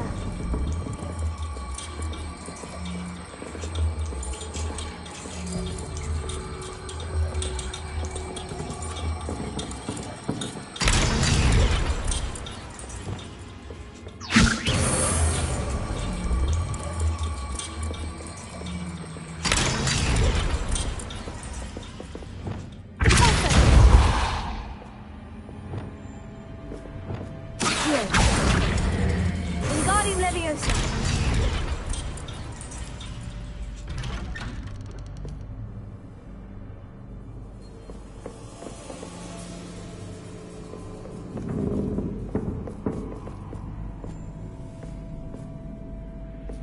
Revelio. Accio. Wingardium Leviosa.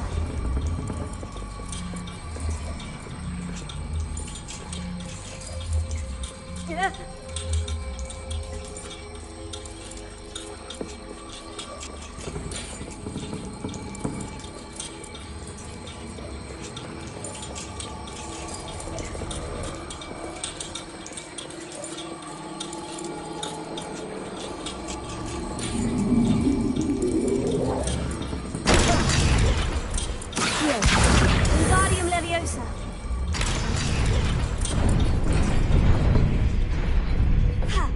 Brilliant!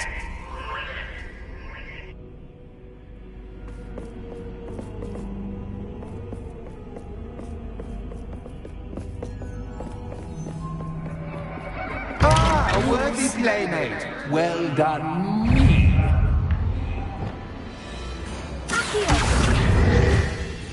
Leviosa.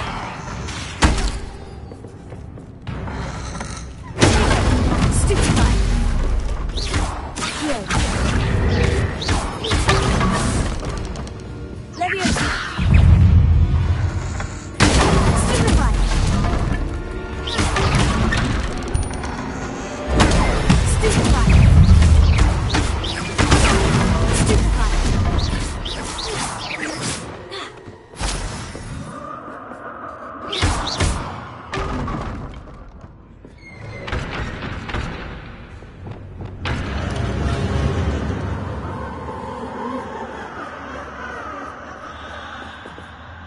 Lumos.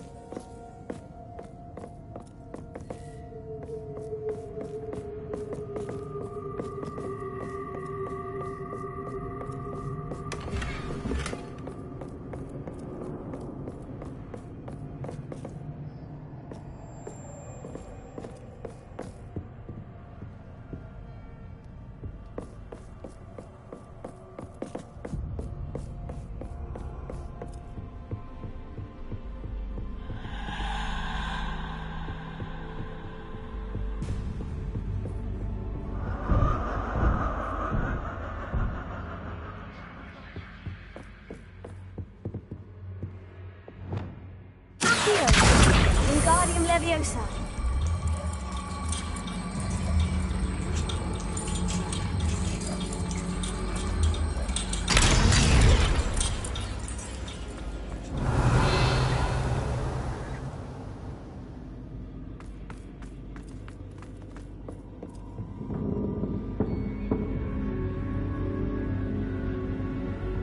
Revelio.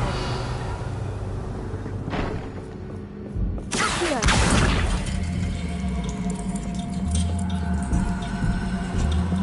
Wingardium Leviosa.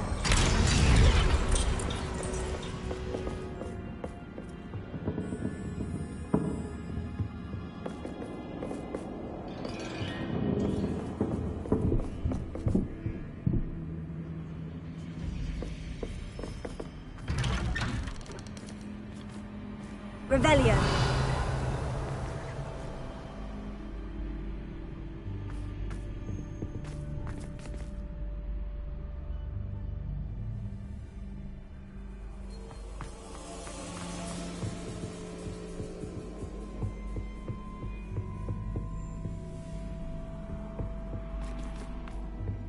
What's this? A game within a game? Ooh, knight to h3. Nighty-night!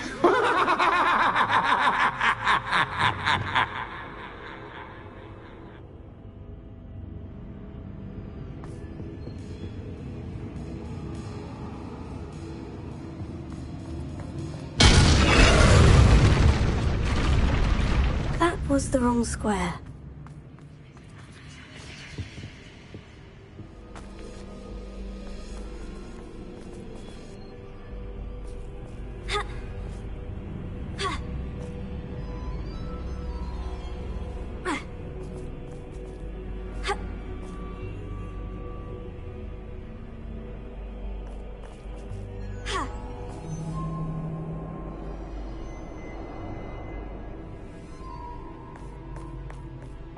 That wasn't too difficult.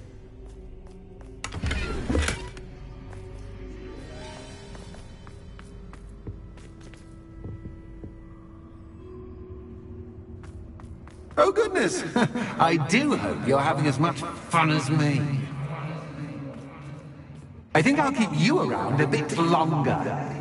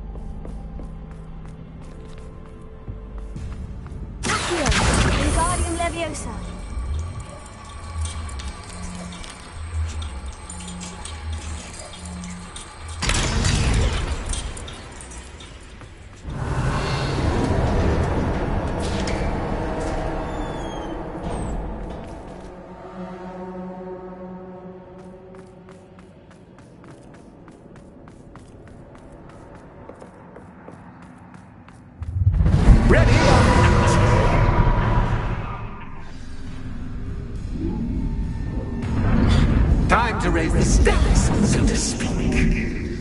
Where shall I put this?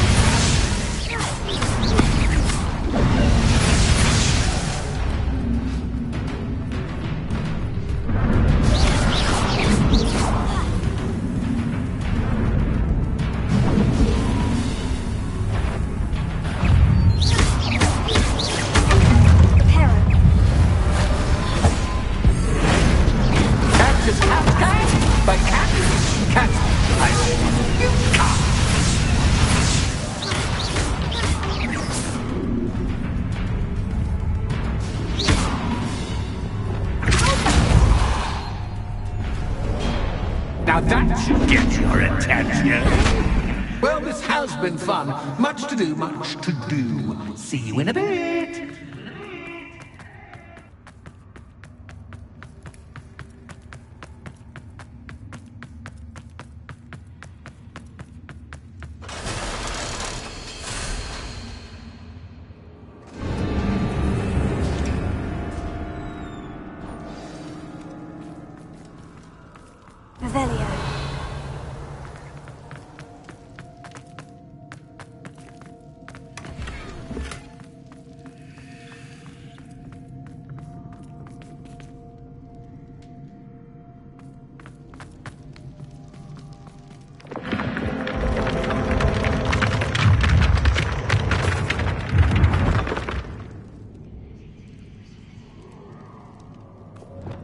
Lumos.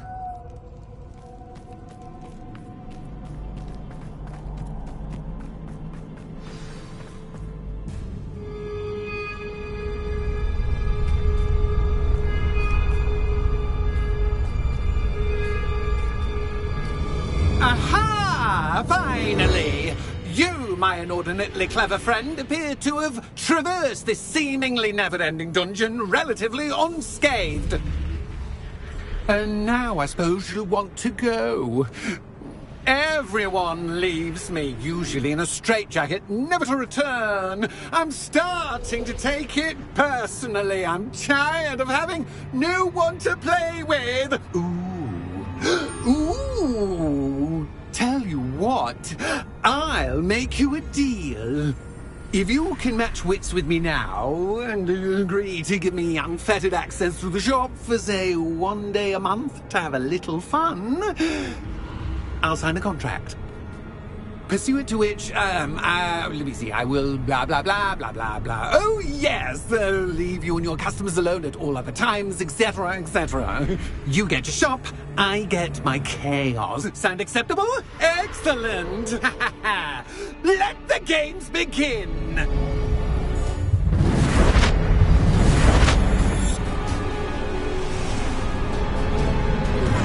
Cactus, cat, but cactus, cat. You can't.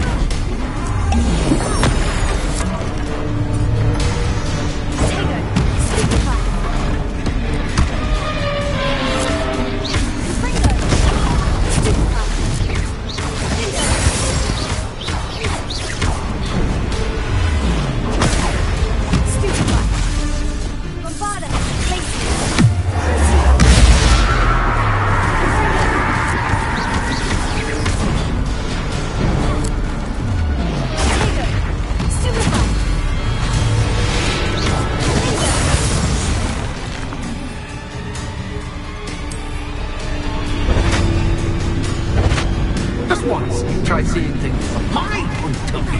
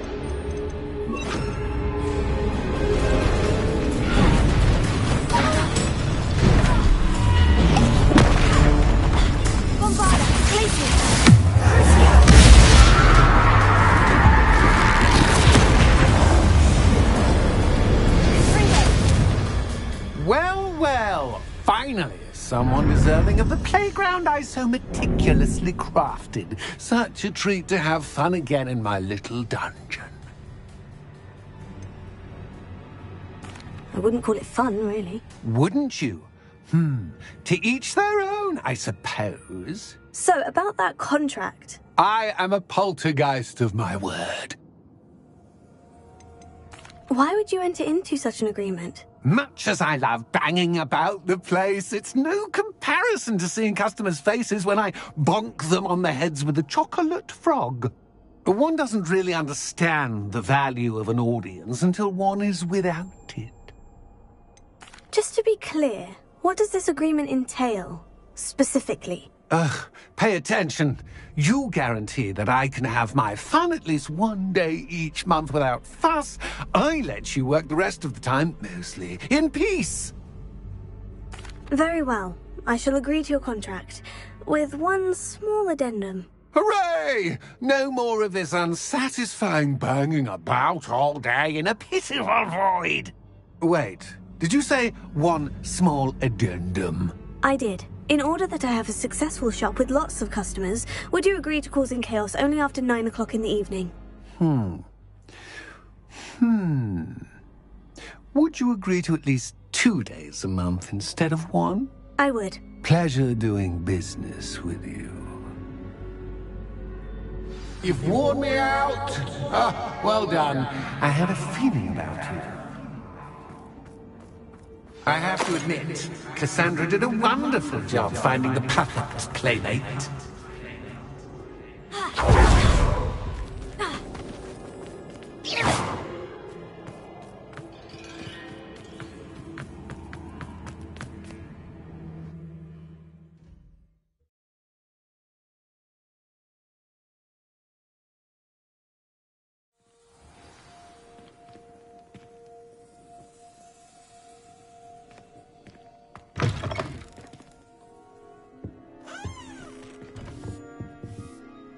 Hello, Penny. Penny is so glad you're back. You knew exactly where I was going when I entered that chest. Penny was beginning to think yet another shopkeeper was going to end up in St. Mungo's. Another shopkeeper? St. Mungo's? I think you should explain, Penny. Penny, please stop holding your breath. Tell me what's going on. Oh, please forgive Penny. Penny is forbidden from telling you anything. But how can you be forbidden from telling me what's going on? I purchased the shop. Penny is confused. Penny thought that if you came back, you would own the shop. You should have told me the truth and punished yourself as necessary. I need to go and find Officer Singer. Penny is so sorry. Penny wanted to tell you everything. Truly. Surely Officer Singer will know what to do. Penny will wait right here.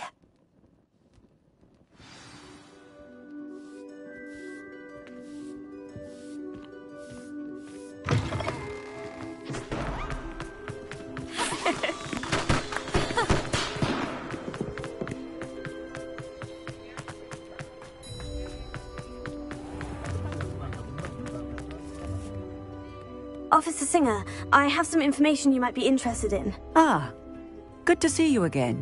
What can I do for you? Cassandra Mason sold me her shop and then tried to drive me mad in a haunted dungeon. Cassandra Mason sold you her shop?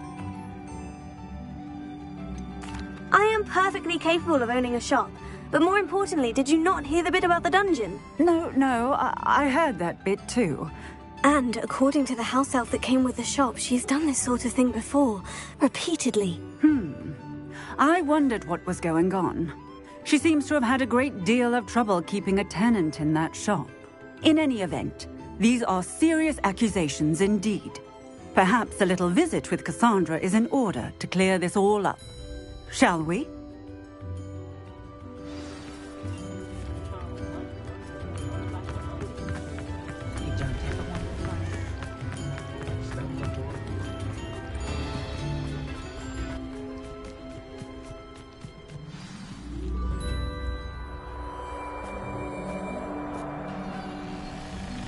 Oh, hello, Ruth. I see you've met my new tenant.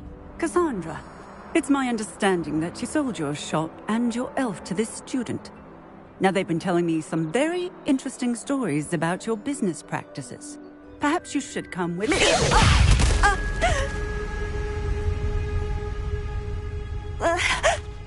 Stop her!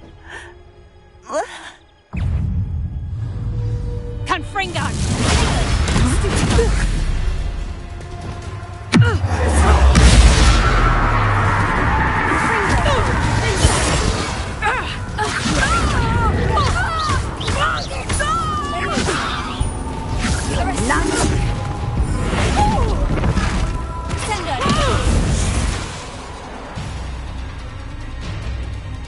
I should have known better than to do business with a wily student.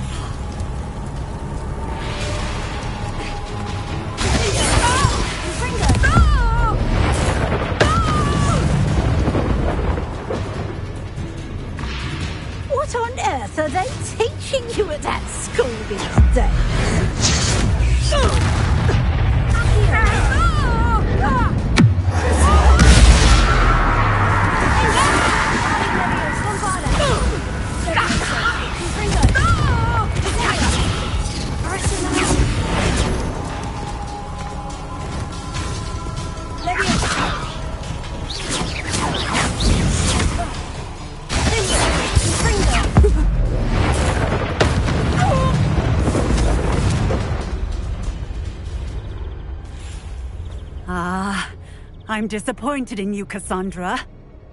Incarcerate! You don't know what you're doing! Don't I? I always wondered why you couldn't seem to keep a tenant in that shop of yours. I must admit, the notion of a haunted dungeon never crossed my mind.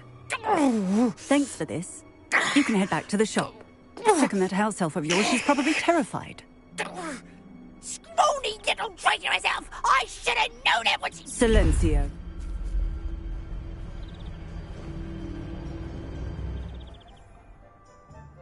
Oh, and not to worry.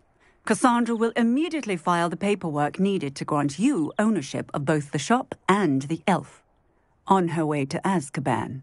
Thank you, Officer Singer. Best of luck to you as the newest shop owner in Hogsmeade.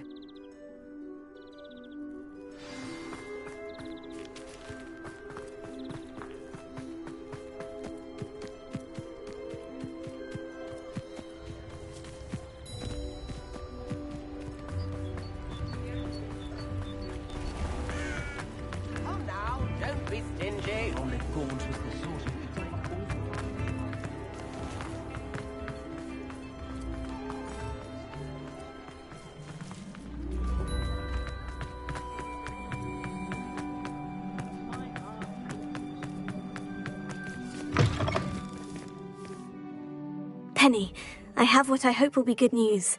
Officer Singer confirmed that ownership of the shop has now transferred to me. Oh, well, that is good news. Penny is so relieved. Penny had the most difficult time keeping the truth from you. Penny promises to work as hard as she can for such a kind new owner. Penny, I found an item of clothing in the dungeon that I'd like to give you. Oh, thank you. Thank you. Penny never thought she would be given clothing and become a free elf. It's my Of course, Penny will be... Penny, you're free. You can do any... But all Penny has ever wanted to do is run a shop with a friend, and... If that's what you want to do, Penny... Penny is too.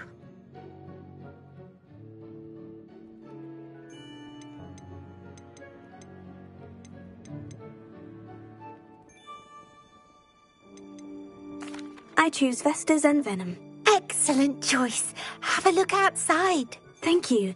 I shall work on... Oh, and Penny?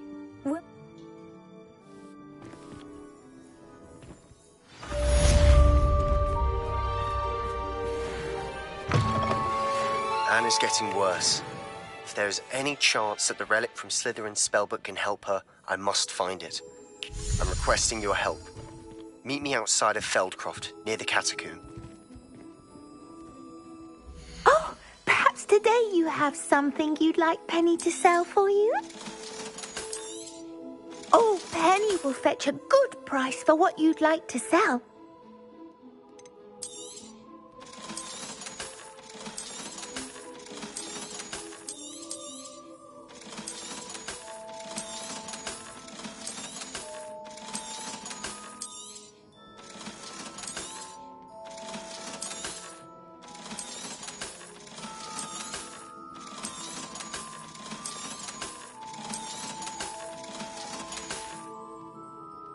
Wishes you safe and wondrous travels.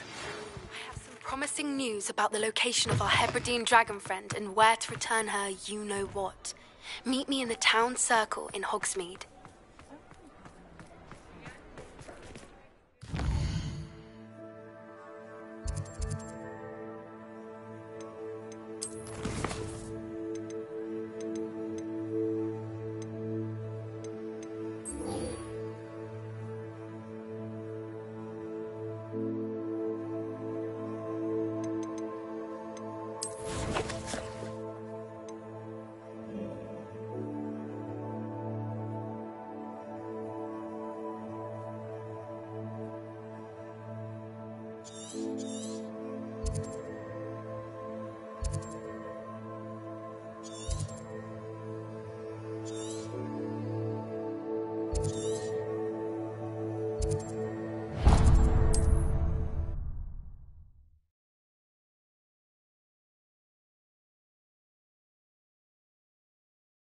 This must be Arranshire.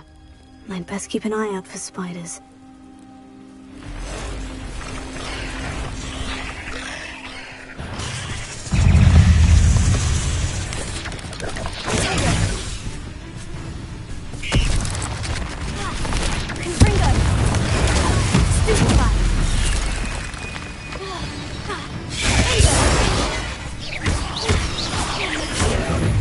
They're even more aggressive than I'd expected.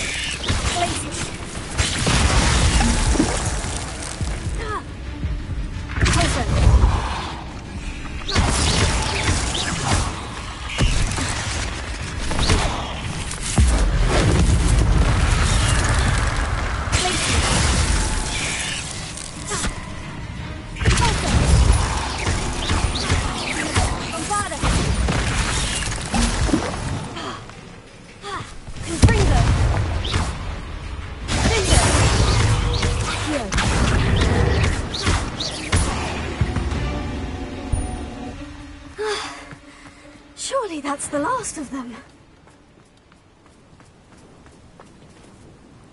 Ah, the absconder assassin! Oh, pleasure to see you again. Can't tell you how happy my lord is to get that watch.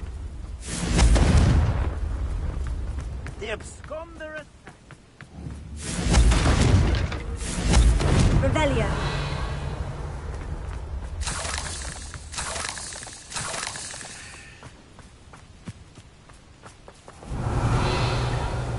It's like a place right out of a storybook.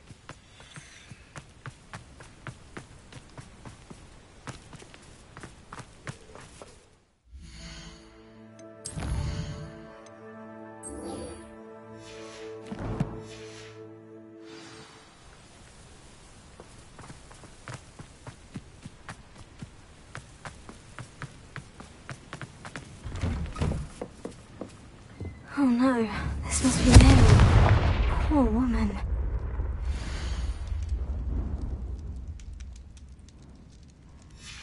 If Mary was breeding these things in her cellar, that means there are more underground. I'll need to destroy every last spider in that cellar if this is to end. Revelio.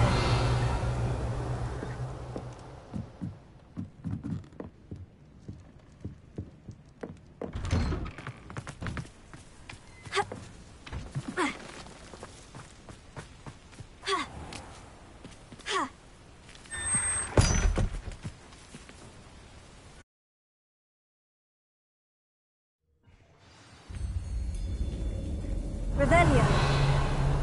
This is where Mary bred the spiders. They're not here now.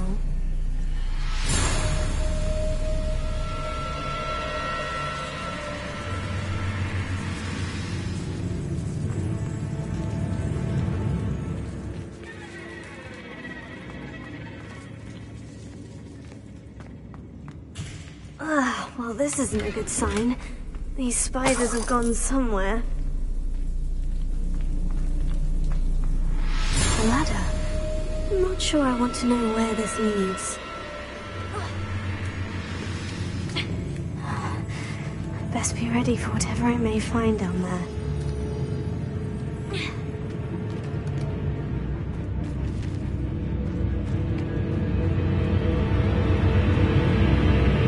Exacts. I need to find and destroy all of these before the situation gets even worse.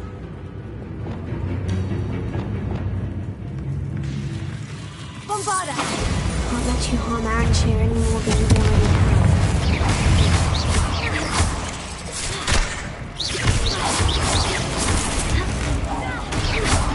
Confringo! Tago! Stupefy! Confringo! Accio! Cursed fiends.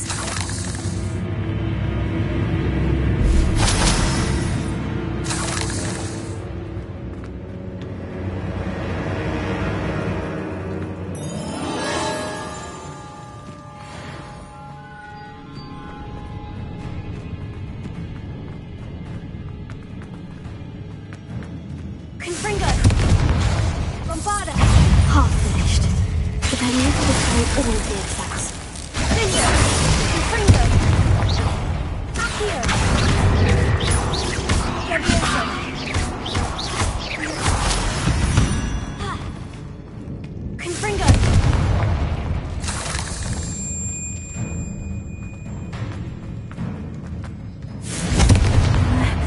guards must be destroyed.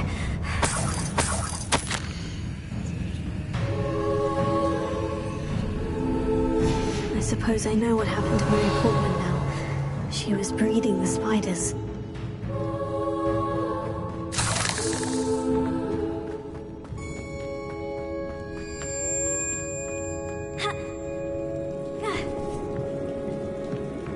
Revelio.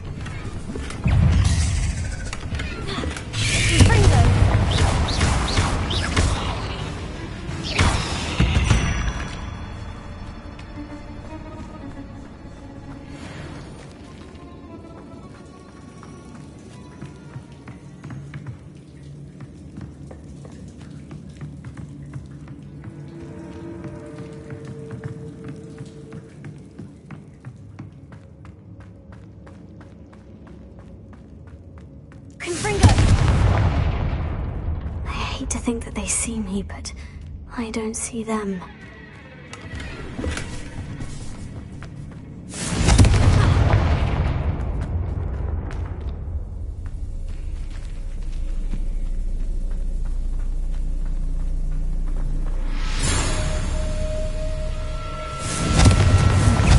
This is definitely going to anger your parents.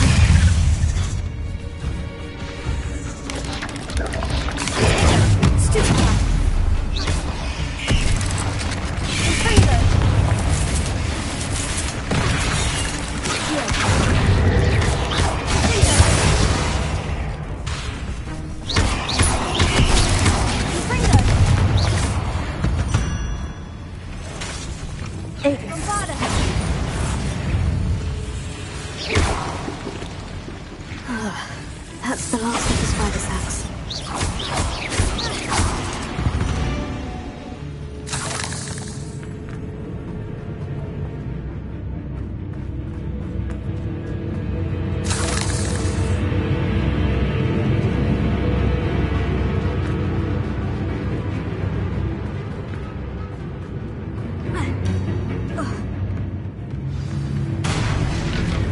I hope that's the last spider.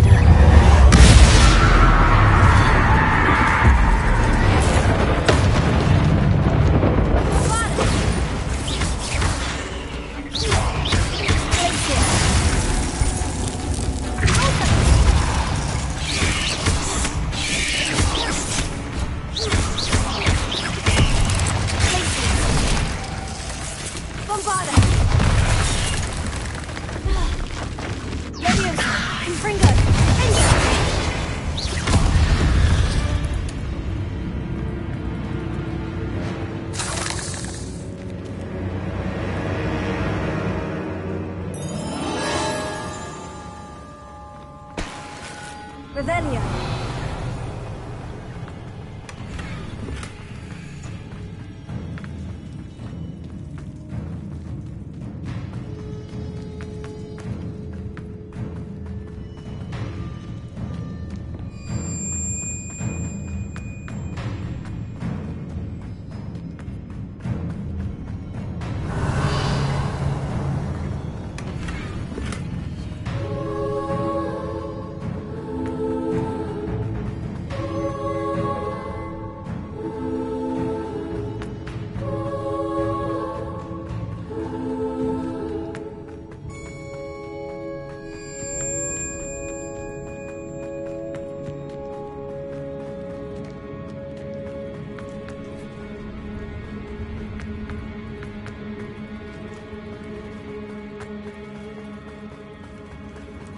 No, wait. That's the last one.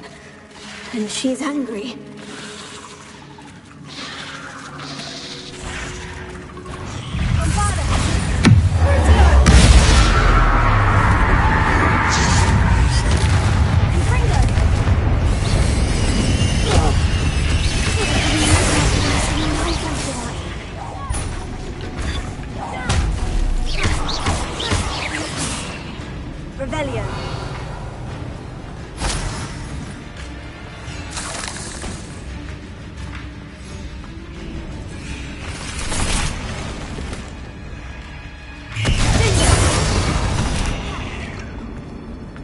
There's a victory that came none too soon.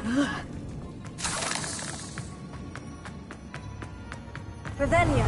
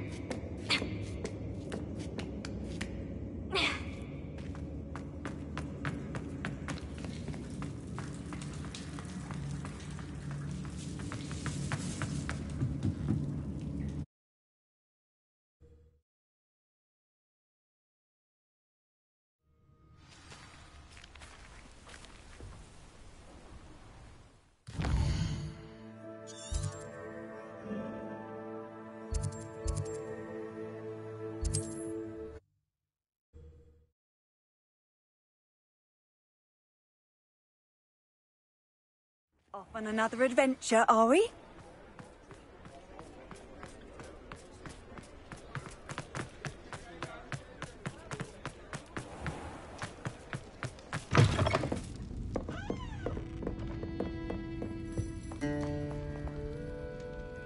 Mr. Dunn, I have some news. Thank Merlin.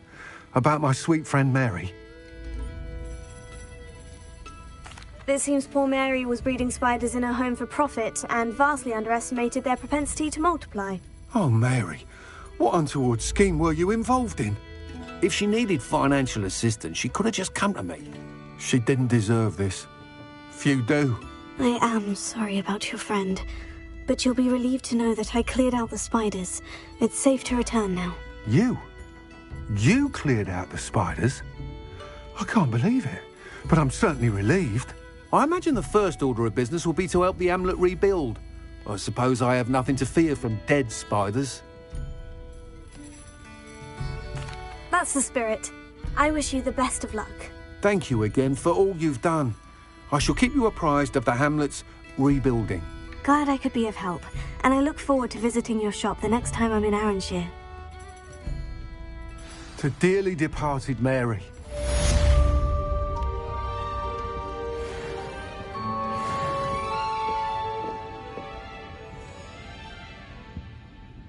What sort of thing are we looking for? A fine choice indeed. Nice doing business with you.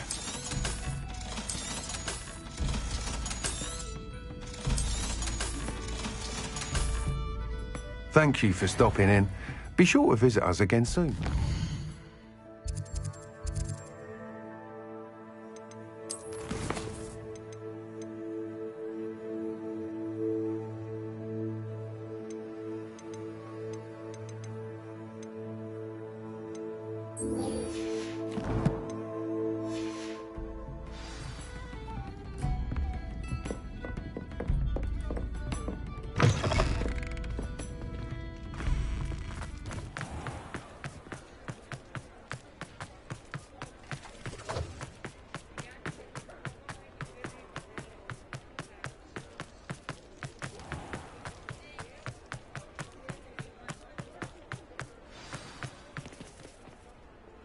It's not like her to forget.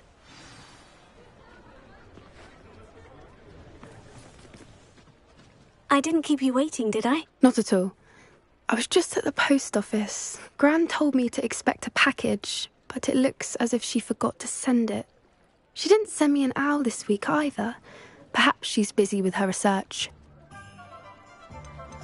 What kind of research is she doing? It varies from week to week, but it's always to do with creatures. Last week she was studying leg knots in plimpies. What was she sending you? Only some feed she's been developing. I was going to give it to Professor Howen for the measles. What did you find out about the dragon you were tracking? I realised that she didn't know the poachers had her egg, so when she left Horntail Hall, she would have headed straight to her nest. I went back to the tent and tracked her flight.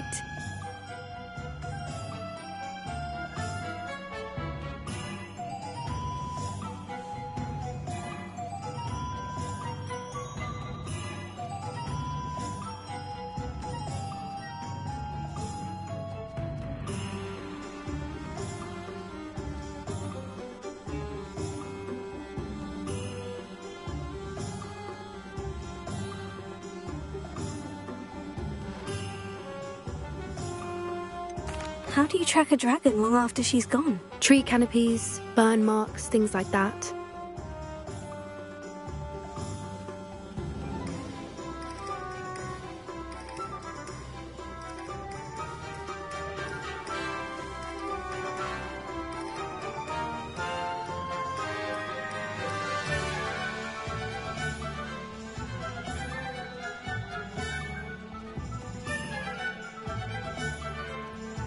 Well done.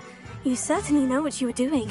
I can't be certain, but I have an idea of one place she may have been heading. I thought we might go and see it for ourselves. Of course. Shall we leave now? If that's all right. I want to see how she's faring if she had a collar on. And she's likely frantic about her egg.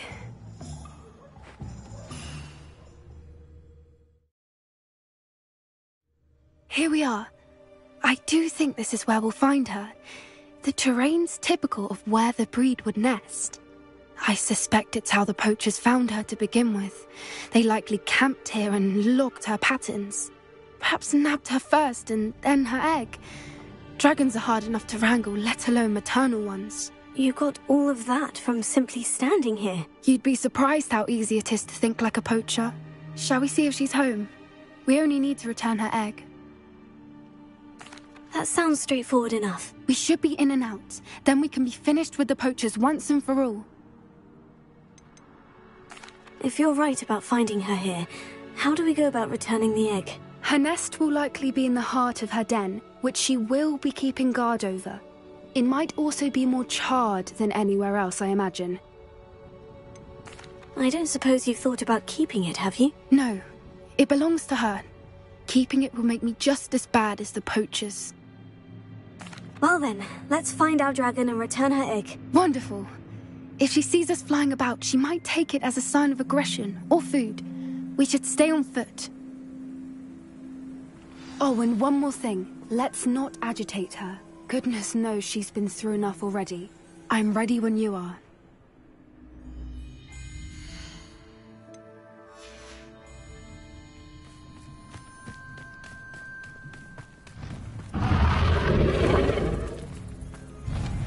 There she is, above us. She did make it home safe. Oh, good. It looks as if she wasn't collared like the other dragons.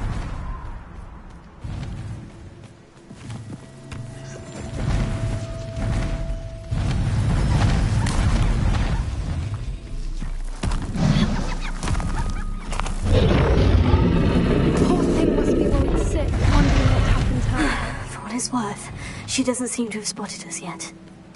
At least until we've done what we came to do. Accio!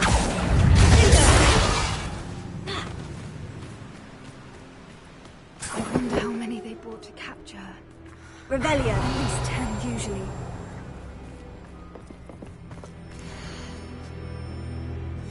How charming. They keep in touch with each other.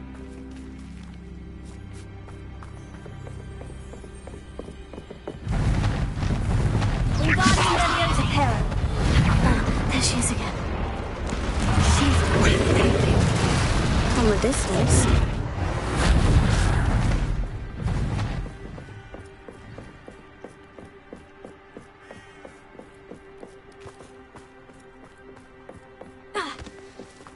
I wonder how good her eyesight is. I beg your pardon? I don't imagine the poachers fed her well. And from a distance, we probably look exactly like sheep to her. Hebrideans love sheep. How lucky for us. Watch your step.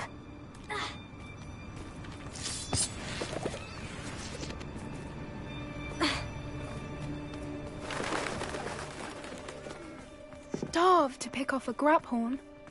Or just raring for a fight.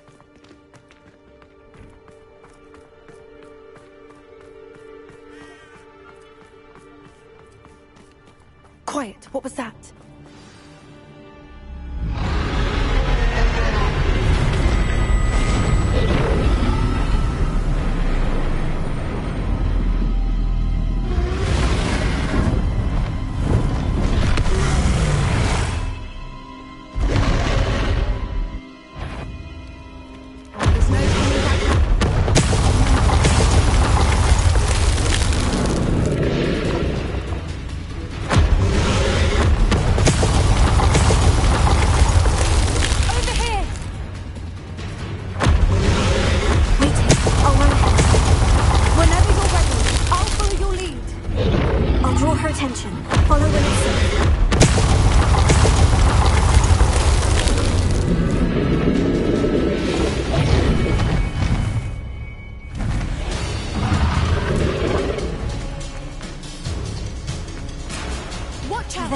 Her domain. She'll make sure we know it.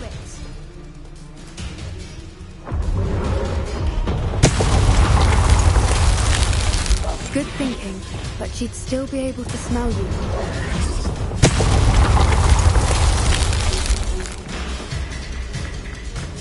Keep at it. We've just got to make it to the nest. Oh, she isn't making it easy.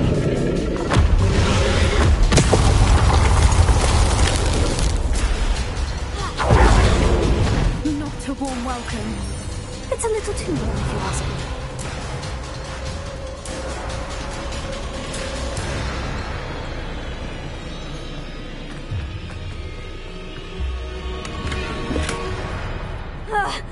I don't suppose she'd listen to reason.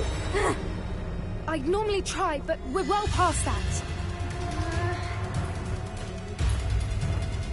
Get to that opening below! If we can get to that entrance, we can get to the nest!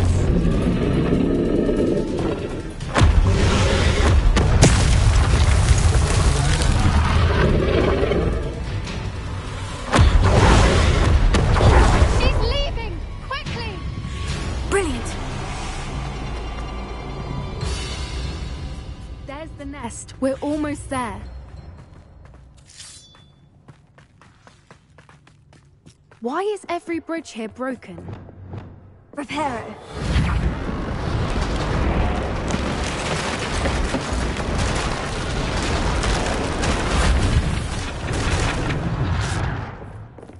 Now, if we just return her egg, we can hopefully make it out without too much fuss.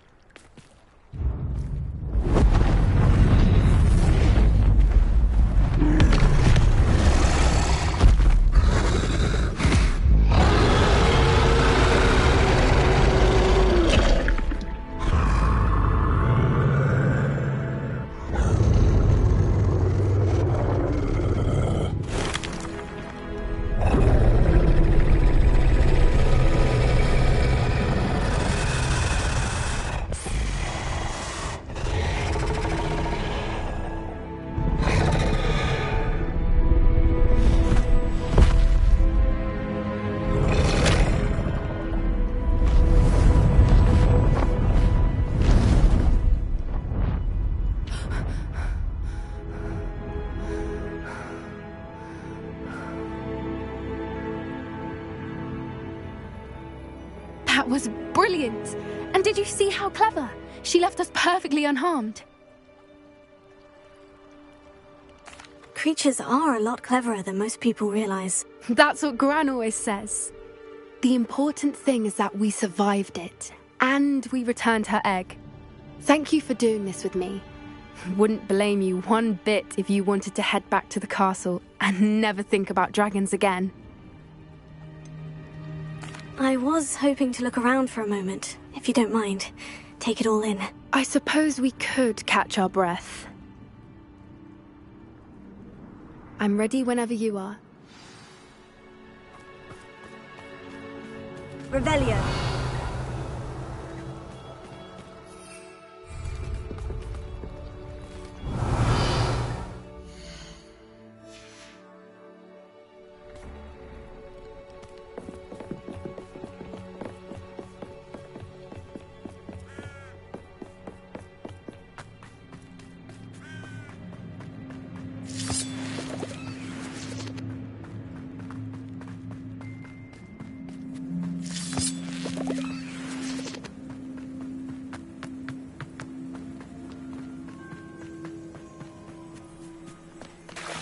Revelio.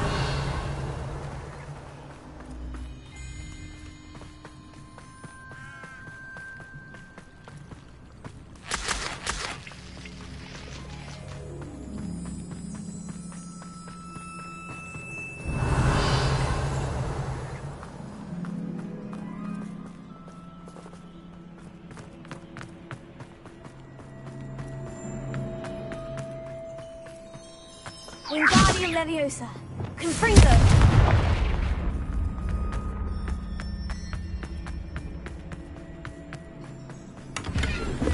Revelio.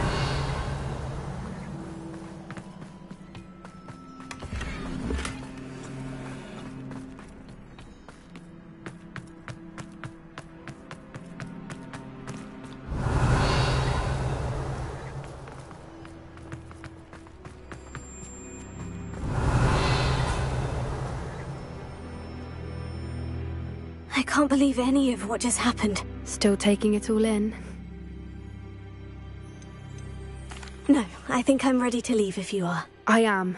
After our dragon rescue at Horntail Hall, I half expect to be ambushed by poachers any time I'm not in the castle. Understandable.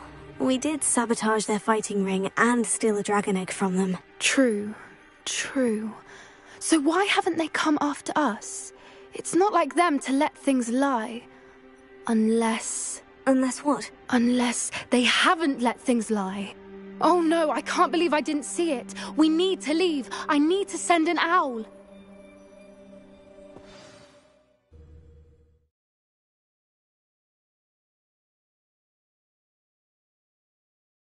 How could I have been so blind?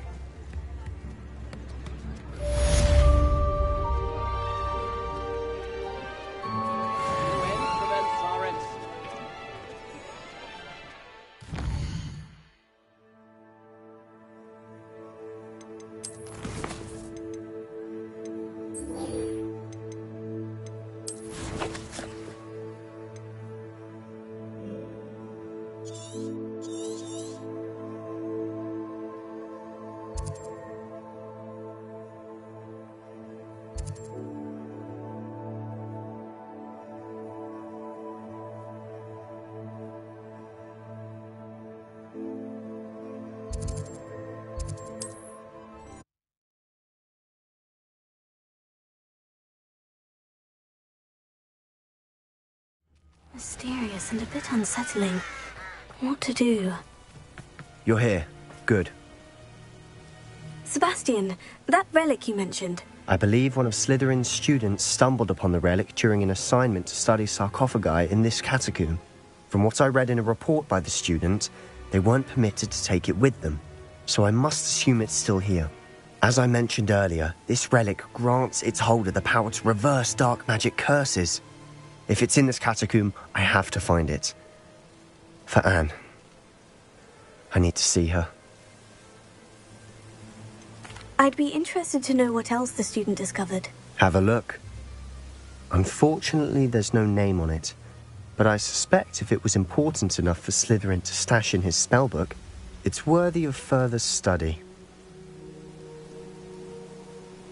I'm ready to explore the catacomb. Perhaps we can visit Anne when we've finished. Perfect. By the way, Ominous has been asking about you. You didn't tell him what we were doing, did you? I didn't, I promise. Good. Ominous would be livid if he knew what we were about to do.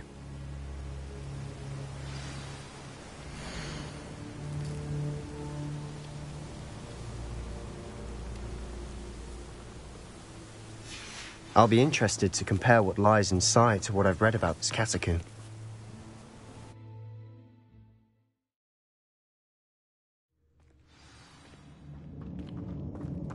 I'm sure that foul smell is the scent of success.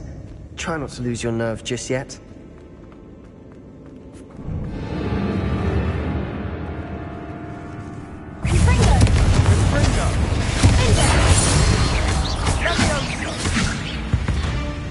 At least now we know we're not alone in here. Perhaps that was it. And the rest of the tomb will be insect-free.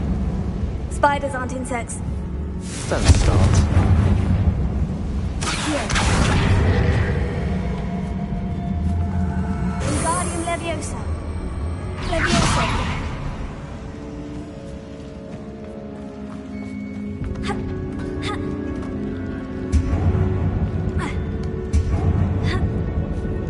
This room is taller than it looks. Revelio. Finding a chest in an inconspicuous loft. Brilliant. Opening all of these is tempting. We're here for a reason. Revelio. I'd say opening them all is justified. Accio. Revelio.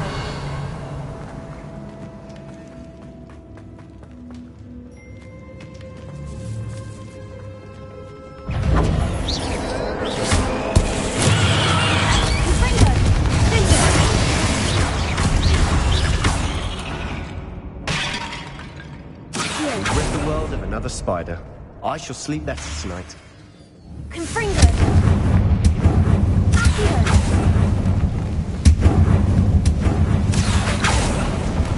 Revelio.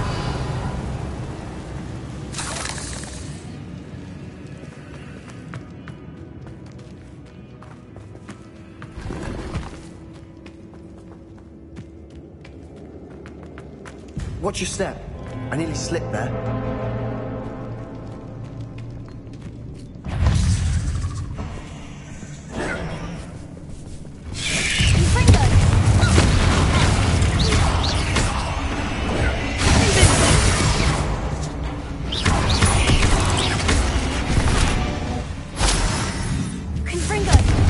All this grass, it no longer feels like a tomb.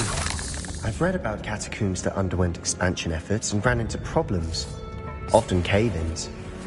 And then were abandoned. Exactly. We'll be fine, though.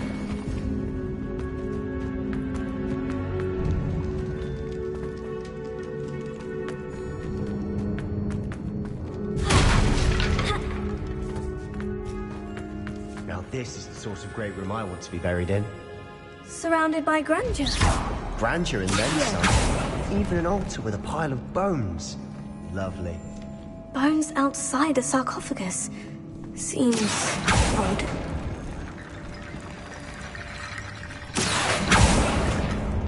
Confringo. Revelio.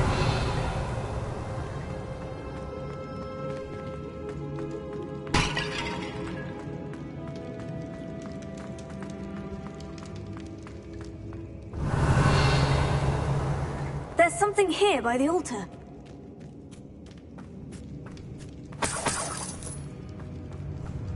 Confringo!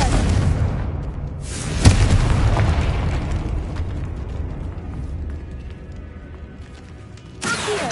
Wingardium Leviosa! Accio! Wingardium Leviosa!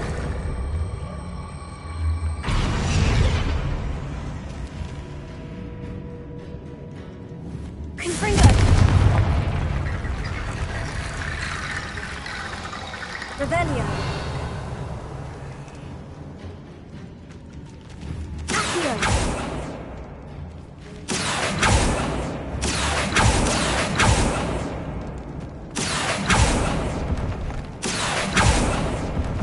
Confringo! Accio!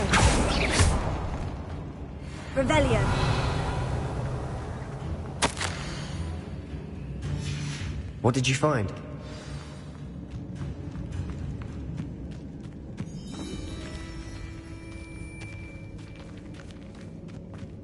We've made it this far, but clearly we have more to do.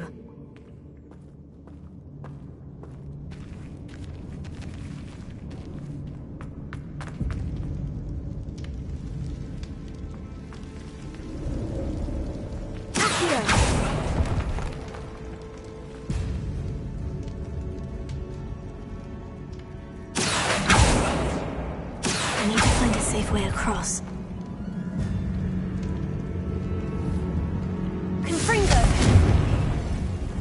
Lumos.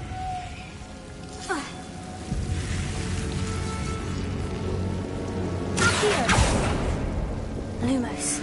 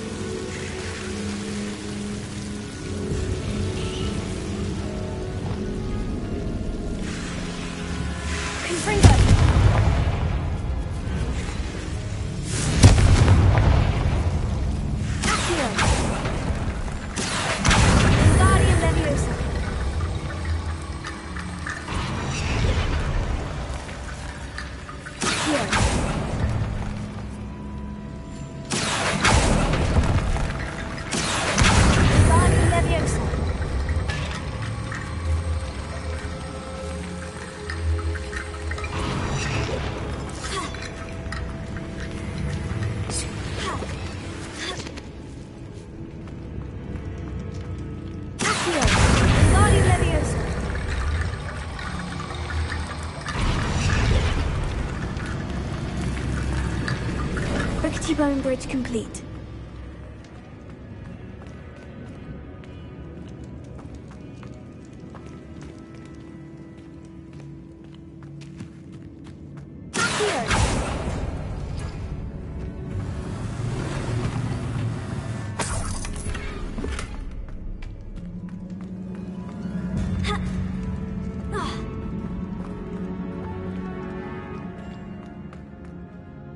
Looks like part of a student's diary.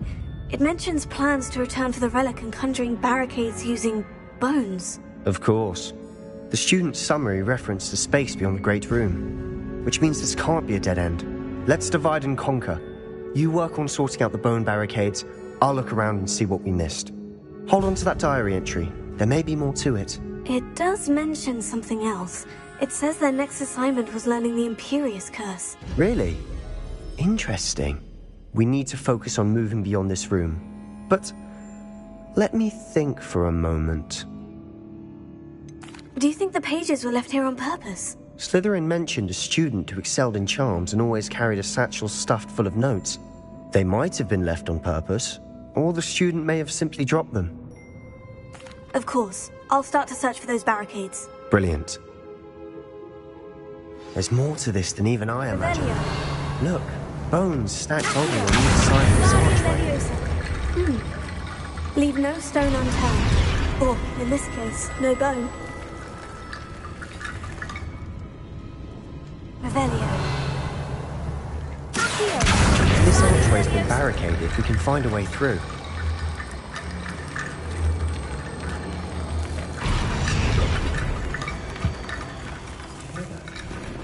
We're in a tomb. I assume eerie sounds come with the territory.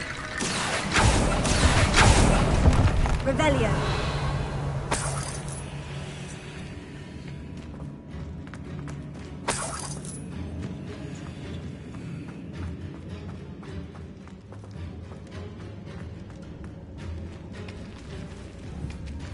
Here. Revelio.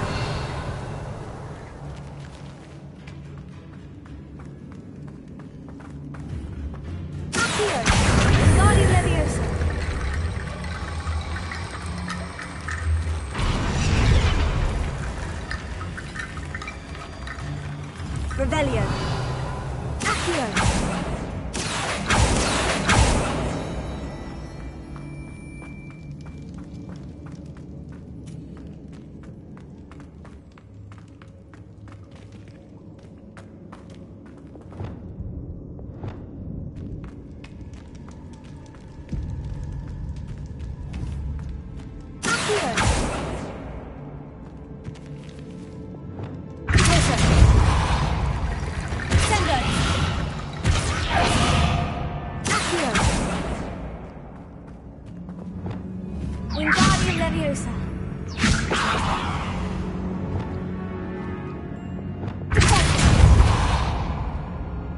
Revelio.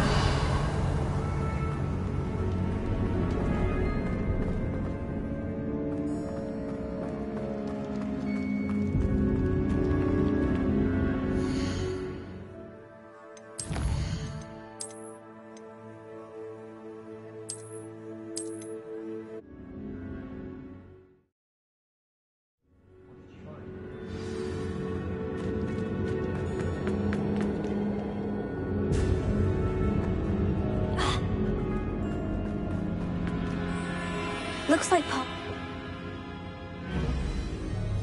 Of course. There's more to this than even I imagined. Look, bones stacked oddly on either side of this archway. Leave no stone unturned. Or, in this case, no bone. Confringo!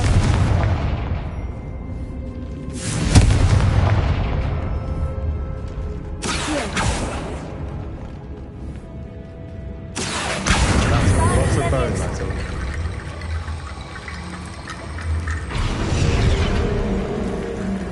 Revelio. Accio. Guardi Leviosa.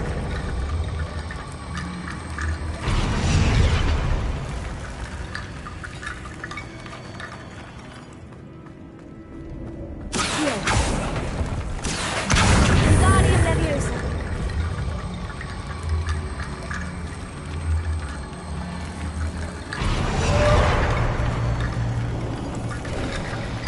You've done it! I knew we'd get through. I felt it in my bones. Nice. Before we trudge on further, I've just realized something. The student's diary mentions the Imperious Curse. I wouldn't be surprised if we're going to need it here. It's an unforgivable, but useful when you're outnumbered. Places the victim completely under the caster's control. So, if you'd like to learn Imperio, I can teach you.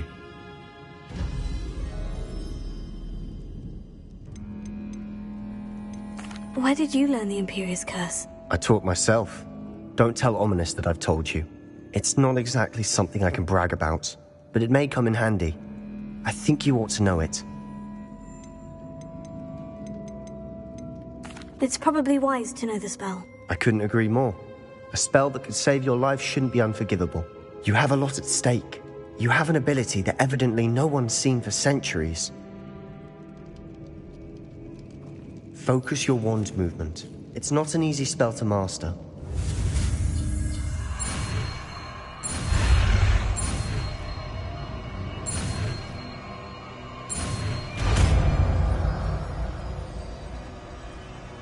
There we go. Something troubling ahead.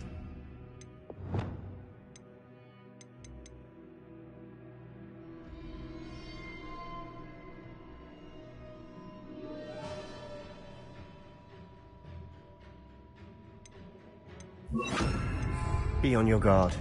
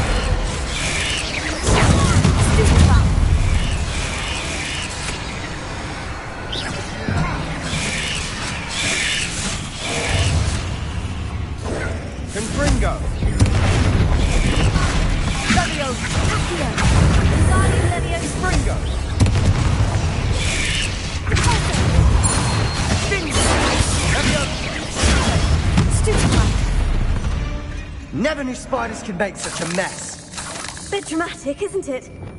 Confringo!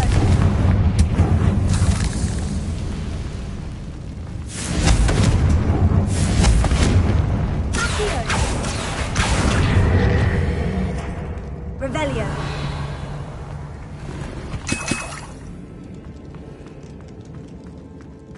Confringo.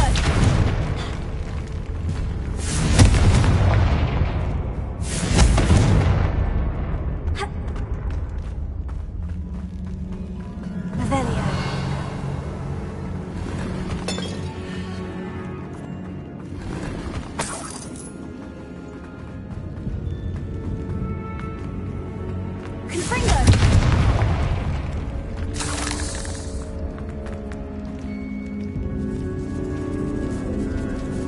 This catacomb has suffered decay, just as the student's summary described.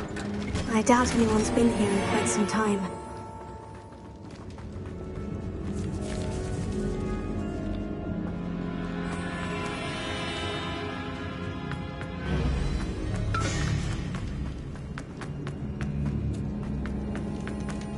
Another barricade. Considering how well you did on the last one, this should be a cinch. How gracious of you.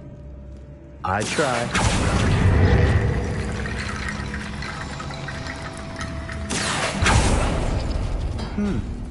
That worked. Keep going.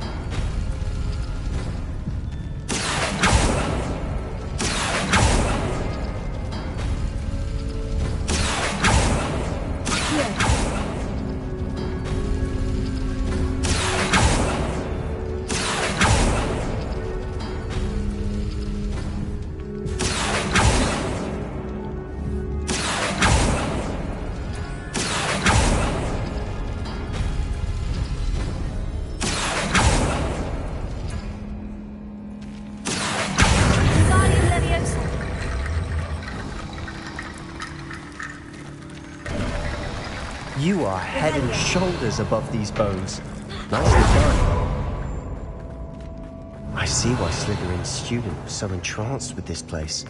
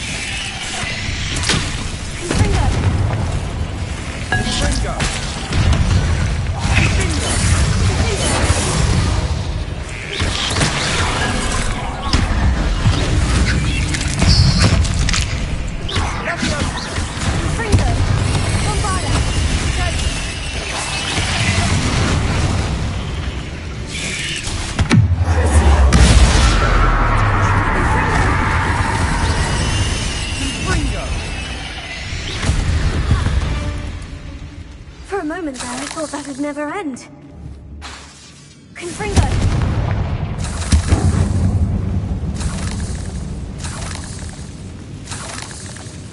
Accio. Revelio. Dead end. Lovely. All that for nothing. Hold on. Don't give up yet.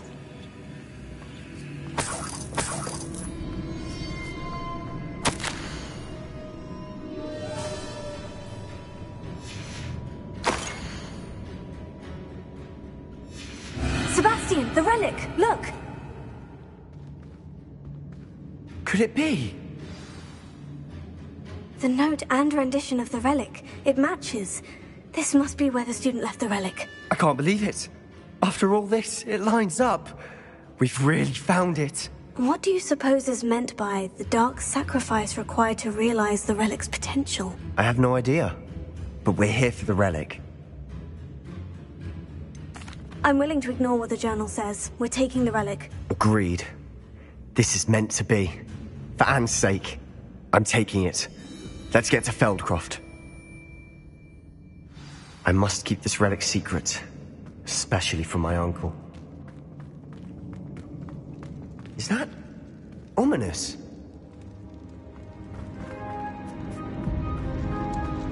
Ominous! The sounds we kept hearing. It was you.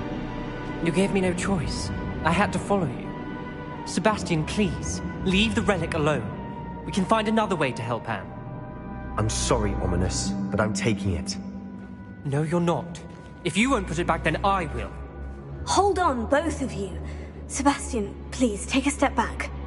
Fine, but Ominous knows. I won't step back from a fight. Can't believe this.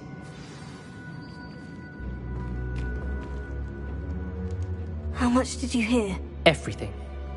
I heard you encourage Sebastian to take the relic. Sebastian's done his research. He knows what he's doing. Sebastian makes things sound easy when they could be impossible or dangerous. We need to stop him. And if nothing will change his mind? Something has to. I need your help. You're right. This seems far riskier than Sebastian realizes. Good. We're agreed. We don't allow him to leave here with the relic. I do think we should talk to him, but I fear we won't stop him from taking the relic. What are you suggesting? I'm suggesting we negotiate. We allow Sebastian to leave with the relic under one condition. After this, no more. I feel that's what we agreed to in the scriptorium. I'm being taken for a fool. You're not, Ominous. This may be the only way to keep your friendship intact. Let's trust him to know what's best. Fine. If I trust him on this, I'm trusting you too. The dark arts seem harmless until it's too late. Go then. Leave with the relic. I'll not say a word more. I hope I don't regret this. Sebastian! We're ready. What is it? I haven't changed my mind. Ominous has. Let's go. What? Ominous? I'll explain on the way. Come on.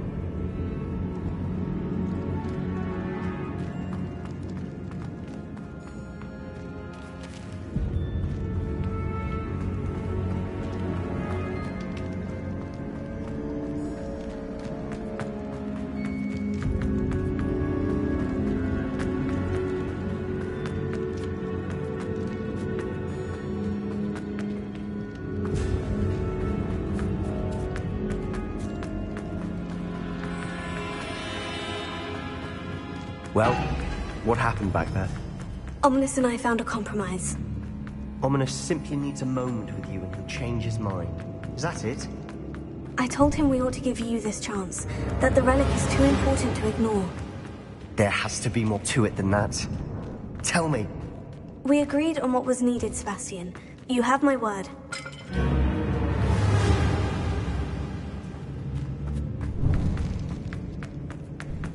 I never wanted to keep all this from Ominous. He just doesn't understand.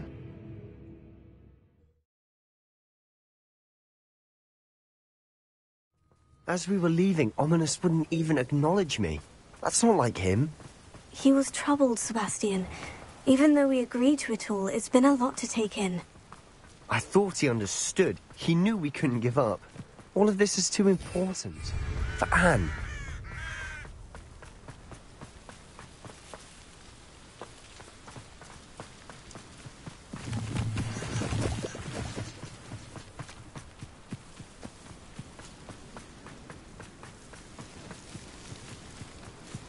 When we get to Feldcroft, I'd rather Anne not know what had to be done to get this relic. She thinks like Ominous. It'd only upset her. Oh no, this isn't good. What is it? Smoke, over there, by the hamlet. Feldcroft's in trouble. They're under attack. Let's hurry. You won't stop me. I'm afraid of heights! I won't This is not comfortable, not warranted. Keep her away! There's nowhere to go. Keep out of Scott's reach!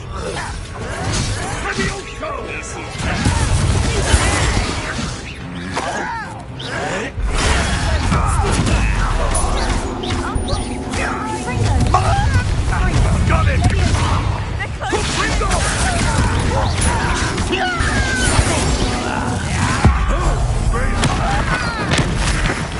I won't rest. You'll not win here. Sebastian! Be careful! He's behind! We've got them. Level 3. We'll make them. Stop provoking them. I'm handling it. I'm handling it.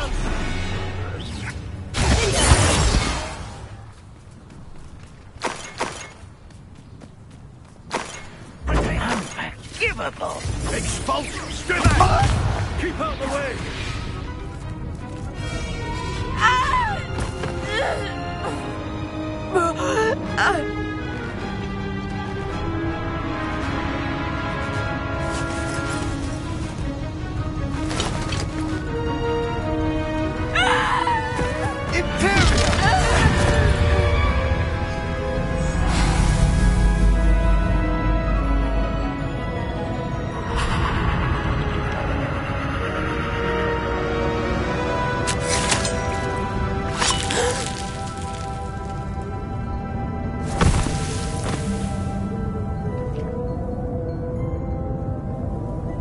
Boy!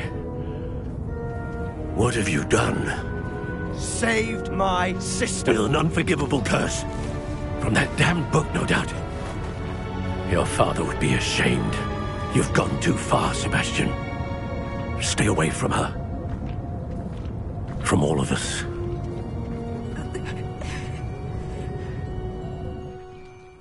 What did my uncle expect me to do? The Imperious curse saved Anne's life. That goblin was going to kill her.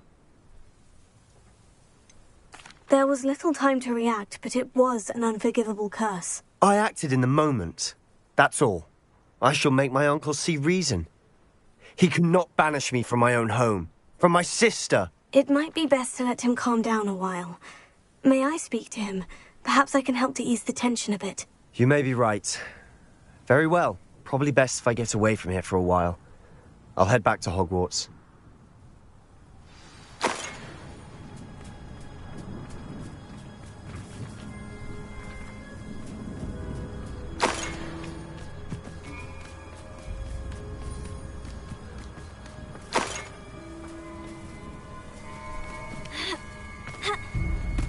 Revelio.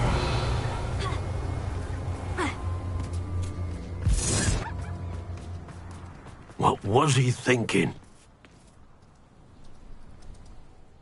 Pardon me, Mr. Sallow? What Sebastian did was inexcusable. You cannot possibly be about to defend him. Sebastian and I have encountered Ranrock's loyalists before. That goblin would have killed Anne. This family does not resort to using dark magic even against our enemies. What Sebastian did cannot be undone. That you are defending Sebastian's behavior at all tells me everything I need to know.